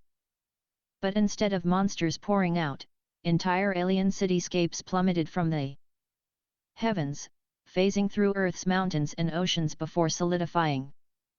In the heart of the Sahara, a colossal, neon-lit megacity made of rusted iron and sparking wires violently overlapped with the dunes. In the Pacific Ocean, massive floating cyber slums crashed into the water. Earth's geography expanded exponentially, forcefully stretched to accommodate the incoming dimension. Rudra used Rift Step to teleport to the largest overlap zone, a sprawling, dystopian techno-city that had just crushed the entire northern mountain range of China. The air here didn't smell like mana, it smelled like ozone, rust, and dried blood. The sky above the city was a permanent, smog-choked grey, illuminated by flickering, colossal holographic billboards advertising cybernetic cultivation limbs. Welcome to the Iron Blood Wasteland, Rudra muttered, walking onto a rusted, elevated highway. Suddenly, a loud screeching of tires echoed. A convoy of heavily armored, hover bikes ridden by individuals sporting glowing cybernetic eyes and mechanical arms tore down the highway, fleeing from something terrifying. Behind them, a massive wave of grey, swirling nanites was consuming the highway. The nanites didn't just eat the metal, they ate the spiritual energy of the cultivators. Riding the bikes, turning them into rusted statues before atomizing them. Apocalypse detected, the technoblite/rust plague danger level, planetary extinction. A nanite apocalypse that eats magic and metal, Rudra smiled. Delicious. Chapter 64, The Neon Survivors. The lead hoverbike, ridden by a young woman with a glowing, cybernetic spine and a plasma katana, spun out of control. Her engine sputtered as the rust plague drained the ambient mana powering her bike. She crashed heavily, rolling across the rusted asphalt just 10 yards away from Rudra. She looked up, her cybernetic optics widening as she saw the wave of grey nanites rapidly approaching. She gripped her katana, preparing for the end. Hey, a calm voice called out. She turned and saw a young man in a simple black jacket standing in the middle of the highway. He wasn't running. Are you crazy? She screamed, her voice synthesized through a mechanical vocal cord. That's the blight. Run. Rudra didn't run. He walked directly toward the towering tidal wave of grey, hungry nanites. As the wave crashed down to consume him, Rudra raised his right hand. Domain skill activated, Absolute Zero Event Horizon. He combined Abyssal Frost and Spatial Shatter. The air in front of him literally froze on a molecular level, and space itself fractured, creating an impenetrable wall of shattered ice. The grey nanites slammed into the barrier. Because they relied on kinetic movement and mana, the absolute zero temperature instantly deactivated them, turning the terrifying plague into harmless grey dust. The young woman stared in absolute shock. The blight had consumed her entire world for 3 centuries, and this stranger had just frozen a massive wave of it with a flick of his wrist. Rudra walked over to the pile of deactivated nanites. He didn't just want to stop it. He needed to eat it. He plunged his bare hands into the dense pile of the grey dust. Critical event detected, Technoblight Tribulation activating apocalyptic assimilation, remaining time, 3.0 s. 2.0 s. 1.0 s.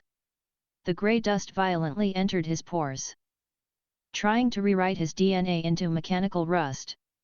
But Rudra's wood/overgrowth authority violently fought back, protecting his organic cells while the system devoured the conceptual core of the plague.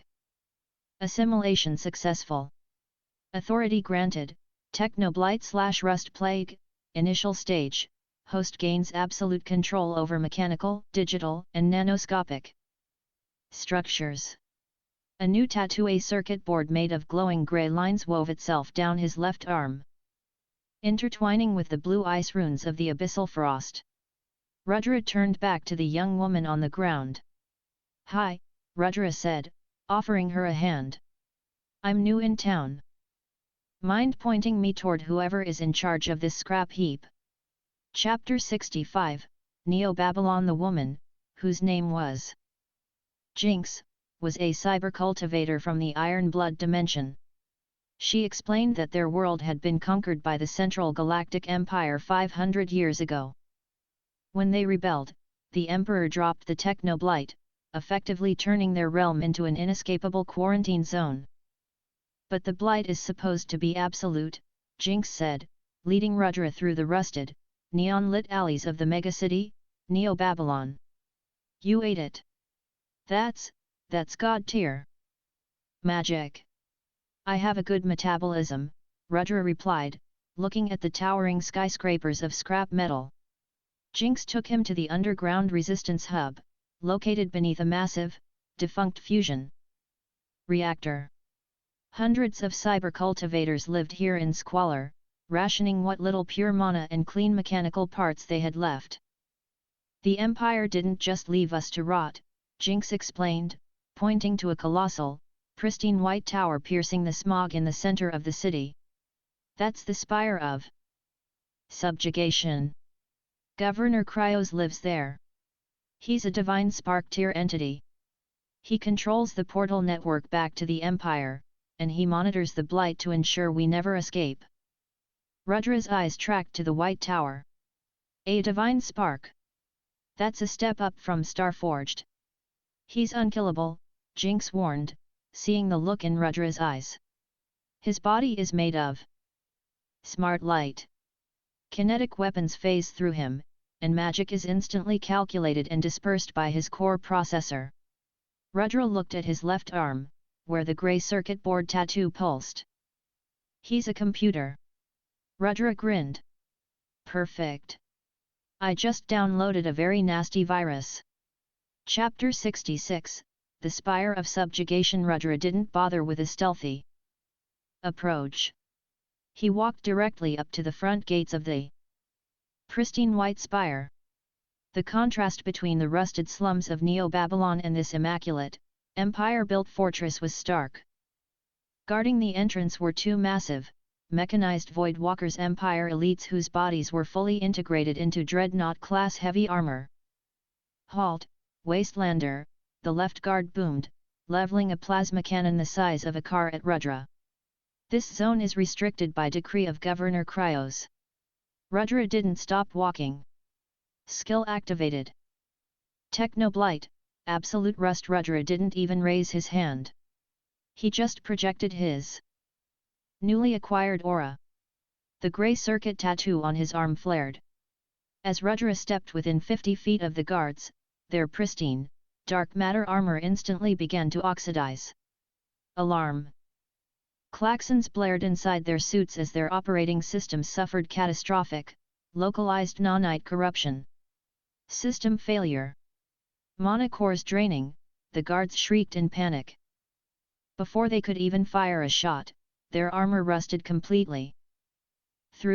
Collapsing into heaps of useless, grey dust. The organic pilots inside, stripped of their life support, suffocated instantly in the toxic smog of the city.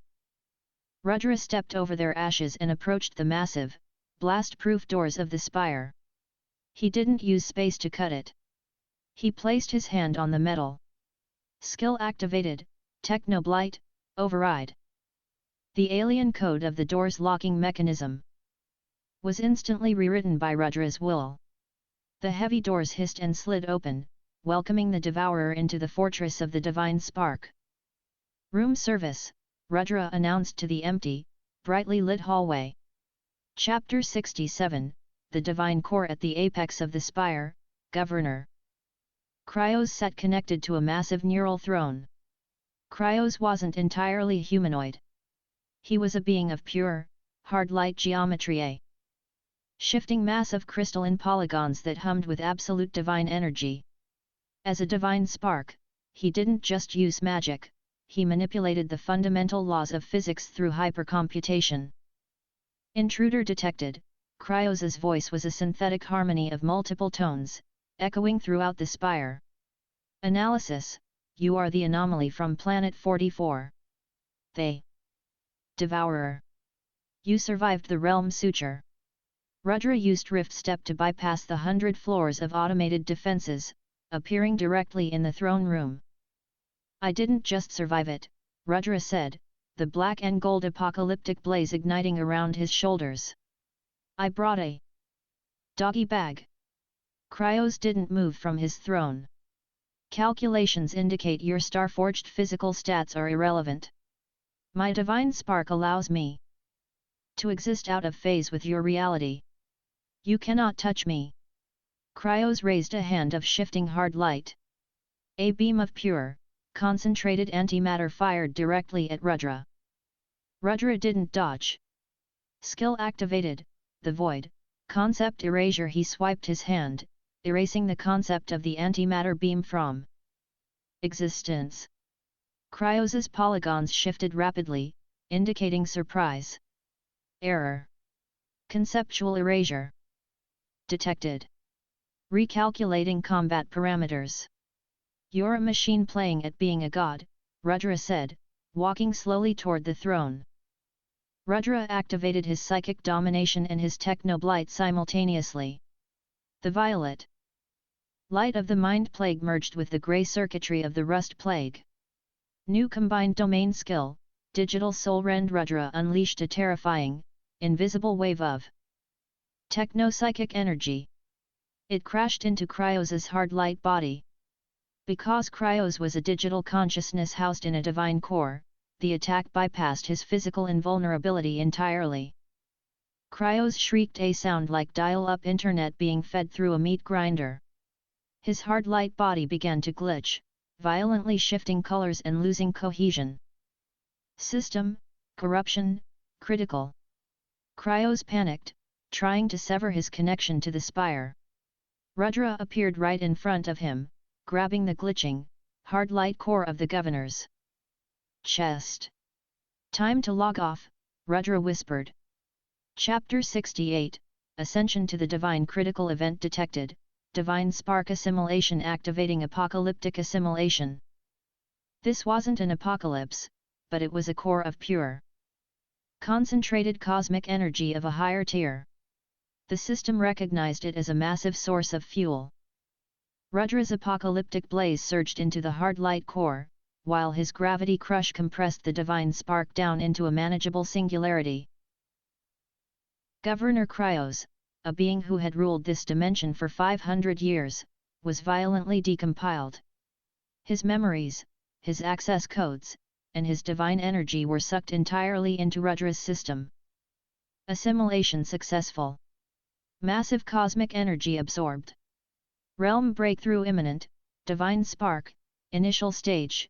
The spire shook violently as Rudra's body underwent another terrifying evolution. His physical form briefly dissolved into pure light before recoalescing. At the divine spark realm, Rudra was no longer just a cultivator, he was a walking law of physics. He didn't just bend space, time, and elements, he dictated them. His mana reserves were now tied directly to the background radiation of the universe. He was practically inexhaustible. Rudra opened his eyes. He didn't just see the throne room, he saw the digital and spiritual framework of the entire overlapping dimension. He saw the Central Galactic Empire's portal network, heavily encrypted, leading straight to the core worlds.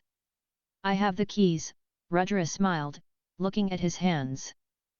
He accessed the neural throne Cryos had left behind. Using his new Technoblite authority, he interfaced directly with the Empire's multiversal routing hub. Chapter 69, Rewriting the Cosmos. Location, the Central Galactic Empire, capital world. The Emperor's Golden Palace was suddenly thrown into chaos. Massive alarm bells rang out across the planet. My Emperor, the Grand Vizier shouted, running into the throne room. The portal network is compromised. Someone is rewriting our multiversal coordinates. The Emperor, a towering entity of starlight, stood up, his aura shaking the palace. Who is hacking the network? Quarantine Sector 7 immediately. We can't. The quarantine codes have been overwritten by a highly aggressive, unknown digital contagion. It's the Devourer. He consumed Governor Cryos. He has the divine spark. Back on Earth, inside the spire of subjugation, Rudra sat on the throne, his eyes glowing grey and violet. He was using the Empire's own network to broadcast a message to every single subjugated, quarantined, an enslaved world in the multiverse. This is Rudra, his voice echoed through the portals of a billion worlds. To the Central Galactic Empire, your quarantine is broken. Your borders are open. And to everyone else, Earth is now a safe haven. If you want to fight the Emperor, walk through the doors. Rudra forcefully altered the destination coordinates of every single Imperial portal in the network, locking them all onto a single destination, the Iron Blood Wasteland. Now permanently attached to Earth's orbit. Chapter 70, The Multiverse opens the sky above Neo-Babylon and Earth. Didn't just scream this time. It sang. Thousands of massive, golden portals tore open in the atmosphere. But they weren't dropping apocalypses or empire armadas. Ships of every make and model, from magical flying galleons to cyberpunk hover frigates, from dragon riders to rogue void walkers poured through the portals. Refugees, rebels, and warriors from 1,000 different conquered worlds had answered the call. Down in the slums, Jinx and the cyber cultivators watched in awe as a multiversal rebel alliance gathered in the skies above their rusted city. General Surya and Vance watched from Earth's command center, realizing that Earth was no longer just a defending planet. It had just become the capital of the cosmic rebellion. Rudra stepped out onto the balcony of the spire, looking up at the armada of 1,000 worlds forming above his planet. System prompt, Multiversal Alliance established. The final apocalypses of creation, light, and dark have been located in the core worlds. Rudra summoned his black and gold flames, his aura blazing like a beacon for the assembled rebel fleets. Let's go kill an emperor, Rudra whispered to the stars. The war for Earth was over. The war for the multiverse had just begun. Chapter 71, The Warlords of the Void. The sky above Earth was no longer just a canvas of clouds, it was a parking lot for a multiversal armada. Within hours of Rudra overriding the portal network, Hundreds of thousands of ships had stabilized there. Orbits around the combined Earth-Neo-Babylon mass. Down in the spire of subjugation, the throne room had been converted into a war council. Rudra sat casually on the edge of Governor Kryos's former neural throne. Standing before him were the leaders of the multiversal rebellion. I am Kalen, the Crimson Scale, a massive man with draconic horns and wings made of liquid magma bowed his head. My world was stripped of its elemental cores to fuel the Emperor's pleasure barges. I bring 50,000 star-forged dragon riders. Beside him floated a spectral entity wrapped in decaying bandages and glowing neon wires. I am Xylo, the Cyber Lich. The Empire harvested our souls to power their combat algorithms. I bring a fleet of 10,000 ghost dreadnoughts. General Surya and Vance stood off to the side, slightly overwhelmed by the sheer scale of the Allies gathering in their living room. I don't care about your past defeats, Rudra said, his divine spark aura humming softly, suppressing the terrifying pressure in the room so the lesser mortals wouldn't be crushed. I only care about one thing. Can you follow orders when we breach the core worlds? Devourer, Kalen spoke, his draconic eyes narrowing. You command terrifying authorities. But the Emperor's core worlds are guarded by the Holy Purge. A conceptual weapon of pure light. It does not burn flesh, it burns sin, karma, and rebellion. The moment we jump, we will be sterilized. He's right, Xylo added, his synthetic voice echoing. The Empire doesn't fight rebellions with armies anymore. They just turn up the brightness until the rebels cease to exist. Rudra smiled, standing up from the throne. Then it's a good thing I brought sunscreen. Suddenly, the spire violently shook. The entire planet seemed to groan. Critical warning, interdimensional strike detected. Classification, the Holy Purge/Light Apocalypse. Speaking of the devil, Rudra cracked his neck. Looks like the Emperor didn't want to wait for us to visit. Chapter 72, The Pillar of Absolute Light. Everyone rushed to the balcony of the spire. High above Earth's atmosphere, space wasn't tearing, it was dissolving. A massive, blinding white lotus made of pure, hypercondensed photons was blooming in the vacuum. It was thousands of miles wide, dwarfing the moon. The Purge! Kalen roared, his magma wings flaring in panic. He deployed it directly over your world. Get your fleets into slip space, now. If that light touches the atmosphere, the planet will be sterilized down to the bedrock. Down on the surface of Earth and the Iron Blood wasteland, billions of people looked up, covering their eyes as the sky turned a blinding, agonizing white. The light was so intense that it bypassed physical matter. Shadows ceased to exist. General, Rudra spoke, his voice carrying absolute calm. Tell the vanguard to drop the planetary shields. They won't hold against a conceptual attack. Save the power grids. Drop the shields. Vance yelled. Rudra, that's a planetary sterilization beam. I know, Rudra said. And I don't want the shields filtering my meal. Rudra bent his knees. The balcony of the adamantium spire shattered under the sheer physical force of his liftoff. He broke the sound barrier instantly, then the light barrier, utilizing rift step to bridge the distance between the spire and the exosphere in a fraction of a microsecond. He appeared directly in the path of the descending pillar of light. Let there be light, Rudra whispered. The beam struck him. Chapter 73, Blindness and Brilliance. The Holy Purge wasn't just heat. It was absolute, unforgiving order. The moment the light washed over Rudra, his divine spark body screamed. The light sought to eradicate any authority that defied the natural order of the Central Galactic Empire. His infernal hellfire hissed and sputtered. His technoblight circuitry burned white-hot. His soul-rend void tried to swallow the light but was violently overfilled. Warning, Extreme conceptual purification detected. Host's authorities are being overridden by absolute light. You can't purify me, Rudra growled, his flesh turning translucent. Under the sheer intensity of the beam. I'm already the worst thing in the universe. He didn't try to block it. He didn't try to use his void authority to erase it.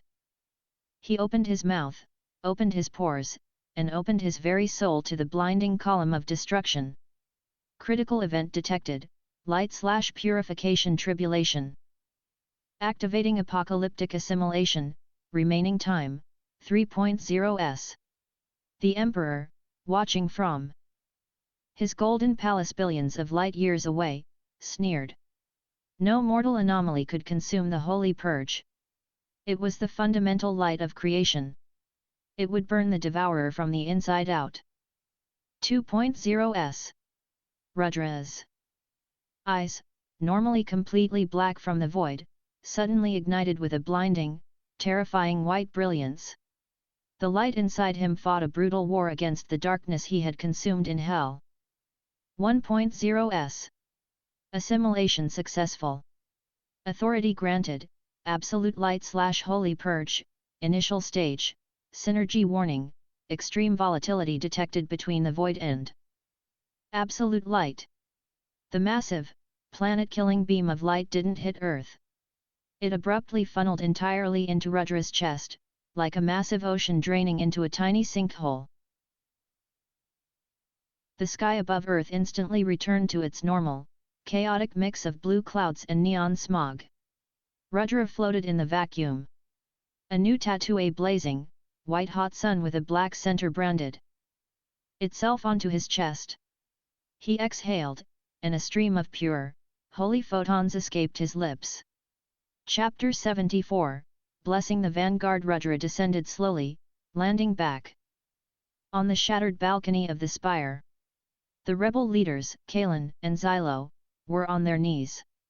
Not out of respect, but because the sheer, blinding pressure of Rudra's new light authority had forced their star-forged bodies to the ground. He ate the purge, Xylo whispered, his mechanical voice glitching with terror.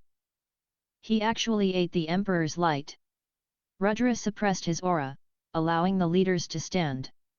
He looked at General Surya and Vance. We leave in 1 hour, Rudra declared. But Earth needs to be secure while I'm gone. And you need to be strong enough to survive the core worlds. Rudra raised his hands. In his left hand, he condensed the wood/overgrowth authority. In his right, he condensed a fraction of the newly acquired absolute light. He walked up to General Surya and pressed his right hand into the general's chest. I name you the Radiant Shield, Rudra said. A blinding surge of purified mana flooded Surya's platinum zenith core. The bottleneck that held humanity back shattered instantly. Surya roared as his body ascended, forcefully pushed into the star-forged realm by Rudra's blessing. His armor turned a brilliant, glowing white. Rudra then turned to Jinx, the cyber cultivator who had guided him through the wasteland. He pressed his left hand. The wood authority mingled with the techno-blight into her cybernetic spine. I name you the Iron Bloom, Rudra said. Jinx gasped as her rusted cybernetics instantly upgraded, merging seamlessly with organic, ultra-regenerative plant matter.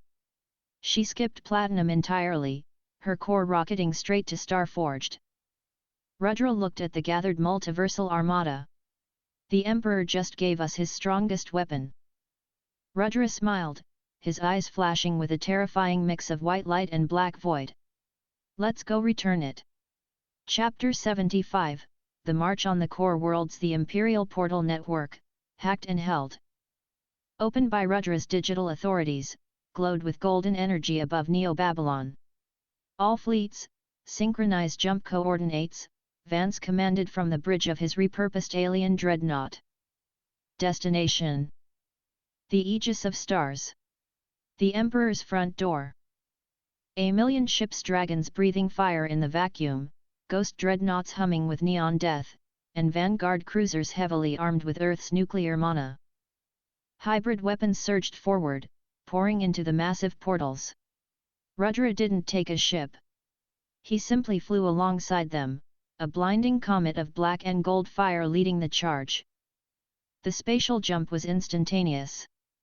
They emerged from slipspace into Sector 1, the heart of the Central Galactic Empire. It was a realm of unimaginable beauty and terrifying order. A billion perfect, artificial stars surrounded a massive, golden ring world that dwarfed entire solar systems. This was the Aegis of Stars, the impregnable fortress protecting the Emperor's palace. Guarding the ring world was the Imperial Royal Guard. They weren't in ships. They were 10,000 entities, all floating in the vacuum, all radiating the suffocating, reality-bending power of the divine spark realm. They were giants made of pure starlight, armed with weapons forged from the cores of dead planets. Rebel Scum, the commander of the Royal Guard, a being easily the size of Everest, broadcasted his telepathic sneer across the rebel fleet. You bring primitive ships to fight gods? The Devourer may have tricked the Purge, but he cannot save you from the Celestial Guard. The rebel fleet hesitated. 10,000 divine spark entities. It was an impossible wall. Kalan, Xylo, Surya, Rudra spoke into the command channel. Hold the fleet back. Don't fire. Rudra, you can't fight 10,000 divine sparks alone. Surya protested. I'm not going to fight them, Rudra said, drifting forward until he was hovering alone in the vast space between the rebel armada and the giant celestial guards. I'm going to turn off their lights.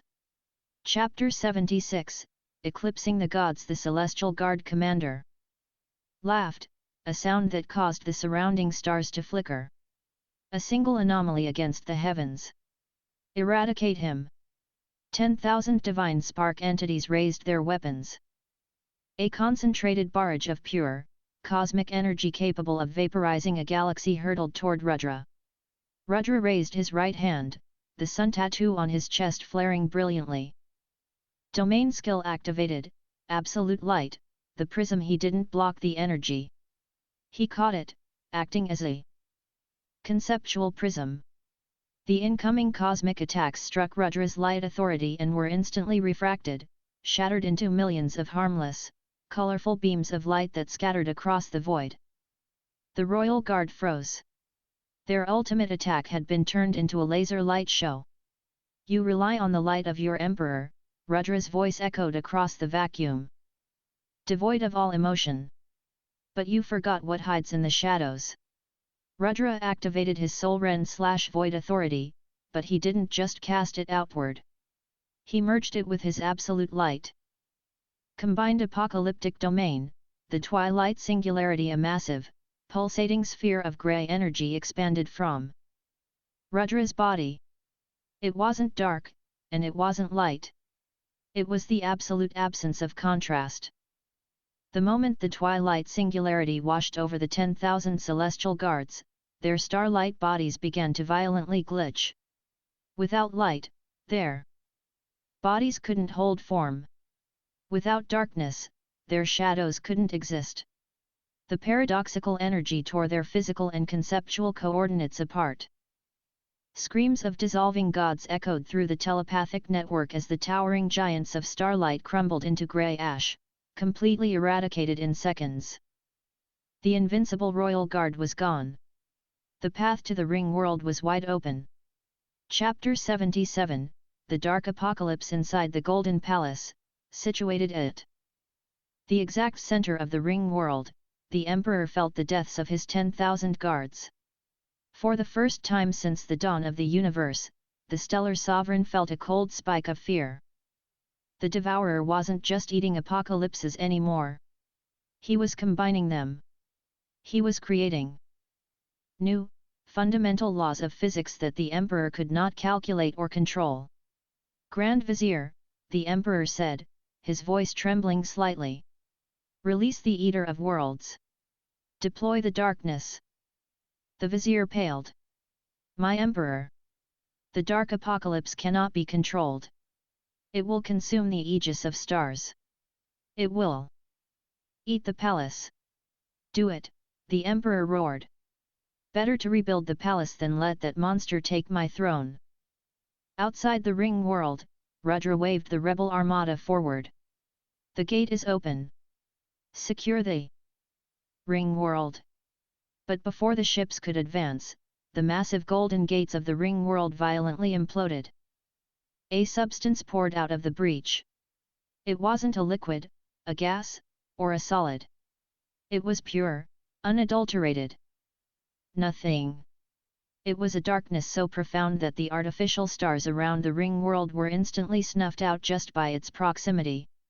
Critical warning, conceptual apocalypse detected. Classification, the devouring dark/void matter. Danger level, multiversal erasure. The darkness expanded like a tidal wave, moving toward the rebel armada at the speed of light. Any ship that touched the edge of the darkness didn't explode, it simply ceased to exist, erased from the timeline entirely. Fall back! Kalen roared over the comms, frantically trying to turn his dragon fleets around. It's too fast! Jinx screamed. It's going to swallow the whole fleet. Chapter 78, Swallowing the Dark. Rudra didn't retreat. He stared at the expanding wave of absolute darkness. He already possessed the void from the hellscape, which erased concepts. But this was different. This was void matter, the physical manifestation of the end of the universe. Everyone, close your eyes, Rudra commanded over the fleet comms. He shot forward like a bullet, diving headfirst into the tidal wave of the dark apocalypse. The moment he entered, his senses vanished. No sight, no sound, no feeling. His absolute light authority was instantly crushed by the sheer density of the darkness. His divine spark body began to deraz, atom by atom. Critical event detected, the darkness tribulation. Activating apocalyptic assimilation, remaining time, 3.0s. The darkness actively fought the system, trying to erase the ash-colored text from Rudra's retinas. 2.0s. Rudra channeled his gravity crush and his time rot, using gravity to hold his atoms together and time to reverse his own erasure just long enough for the system to work. 1.0s. Assimilation successful. Authority granted, absolute dark/void matter, initial stage, the massive, expanding wave of darkness suddenly halted. It convulsed, swirling backward like water draining into a pipe, all funneling directly into Rudra's extended hand. A final tattooing event horizon formed on his back, perfectly overlapping the abyssal maelstrom. Rudra floated in the sudden, eerie calm of space. System prompt, final threshold reached. Host possesses wood, fire, water, space, time, gravity, mind, plague, light, and dark. Commencing final evolution, apocalyptic singularity. Chapter 79, The Apocalyptic Singularity. The universe stopped. Literally. The rotation of the planets in Sector 1 halted. The rebel armada froze in space, suspended in a moment of absolute stillness. Rudra didn't explode with light or darkness. He simply became. His physical body remained human in shape, but his flesh was now a window into the cosmos. If one looked closely at his skin, they wouldn't see pores, they would see swirling galaxies, dying stars, and infinite voids. He was no longer a divine spark. He was the multiverse. The evolution was silent, but the weight of his existence caused the golden ring world of the Aegis to audibly crack in half. Rudra snapped his fingers, and time resumed. Stay here, Rudra told the rebel armada, his voice no longer echoing through comms, but vibrating through the very fabric of reality. He didn't fly toward the Golden Palace. He simply took a step, and the universe folded around him, instantly placing him inside the Emperor's Throne Room. The Emperor of the Central Galactic Empire stood from his throne. He was a stellar sovereign, a being who wore nebulas as a cloak. But as he looked at Rudra, he felt something he had never experienced in a billion years of rule. He felt small. You. They. Emperor stammered, his starlight body flickering. You absorbed the light and the dark. You have become the end. I am the devourer, Rudra said, his voice overlapping with the metallic, ancient voice of his system. I eat the things that destroy worlds. And right now, Emperor, you are the biggest disaster in the multiverse.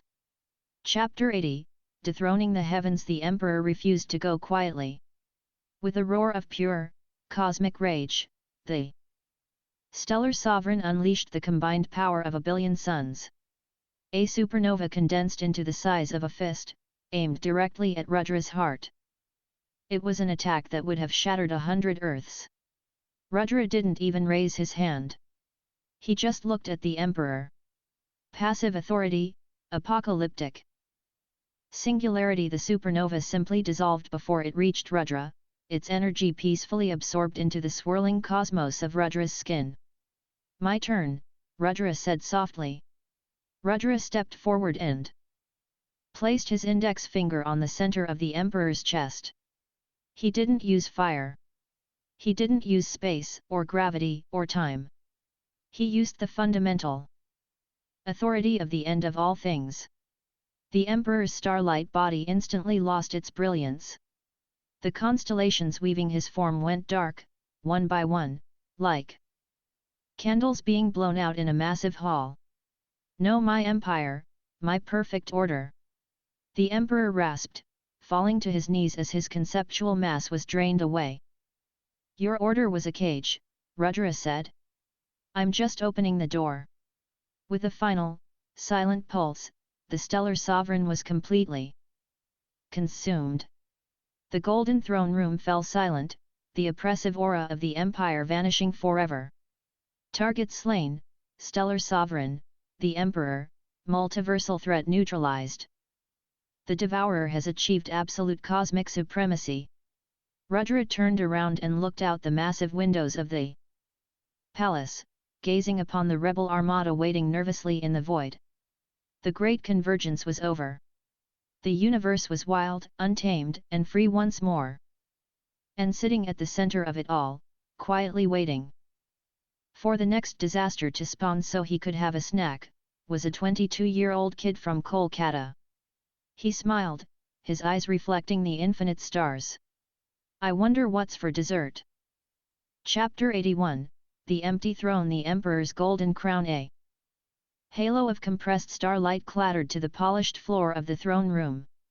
It was the only sound in the heart of the Central Galactic Empire.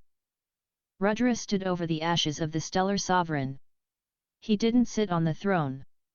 He walked past it, stepping out onto the grand balcony that overlooked the cracked ring world and the rebel armada hovering in the void.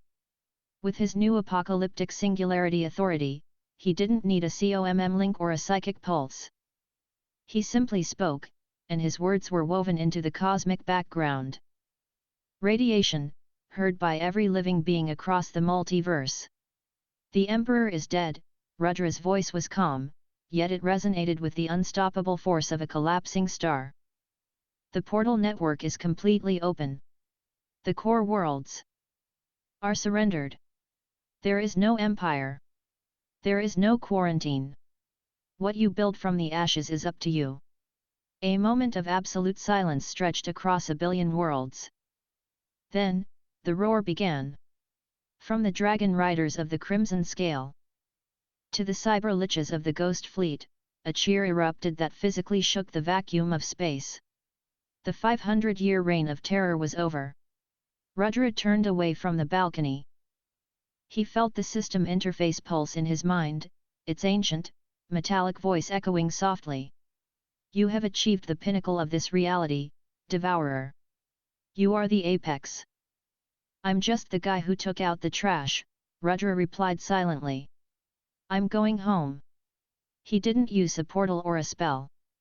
He simply willed himself to be on Earth, and the universe instantly reorganized its coordinates to oblige him. Chapter 82, Terraforming the Iron. Rudra materialized in the skies above the Iron Blood Wasteland, the dystopian megacity that was now permanently stitched to Earth's northern hemisphere. The smog was still thick, and the rusted neon towers still groaned under their own weight. The cyber cultivators down below were cheering the news of the Emperor's fall, but they were still living in a toxic slum. "Let's fix this," Rudra murmured. He floated high above Neo-Babylon and raised both hands. He drew upon his wood/overgrowth authority and his technoblight authority simultaneously. But he didn't use them to destroy. As a singularity, he could invert their concepts. Domain skill activated, Genesis bloom. A wave of emerald and silver light washed over the sprawling, rusted metropolis. The effects were miraculous. The toxic smog was instantly purified into crisp, clean air. The rusted iron of the skyscrapers regenerated into pristine, gleaming dark matter alloy interwoven with massive, living vines that glowed with pure mana. The acid rain ceased, replaced by gentle, healing waters from his abyssal authority. In less than a minute, the nightmarish cyberpunk slum was transformed into a breathtaking, futuristic utopia where nature and technology coexisted perfectly. Down in the streets, Jinx the cyber cultivator touched the gleaming metal of a nearby building, tears streaming down her synthetic face. Rudra descended, landing softly on a newly formed terrace. General Surya and Vance were already waiting for him, stepping out of a Vanguard dropship. "You're a god now, I take it?" Vance asked, looking at Rudra with a mix of absolute awe and sheer terror. "I'm still Rudra," he said, the cosmic galaxies swirling under his skin slowly fading back into normal human flesh. "I just have a bigger appetite." "Earth is safe," Surya said, looking out over the gleaming city. "The multiverse is free. You did it. Is it finally over?" Rudra looked up at the sky. He wanted to say yes. But the system's ancient voice whispered a chilling warning in his mind. Chapter 83, The Ghost of Universe Zero. That night, a massive celebration engulfed the entire planet. Earth had become the capital of the newly freed multiverse. Alien refugees, human cultivators, and cybernetic warriors drank and feasted together under the Aegis defense ring. Rudra sat alone on the roof of the Spire of Subjugation. "But you're still here, system. Why?" The ash-colored text flared, morphing into a holographic projection of a shattered, burning hourglass. "Because the Emperor was a localized threat. A tyrant within the fishbowl.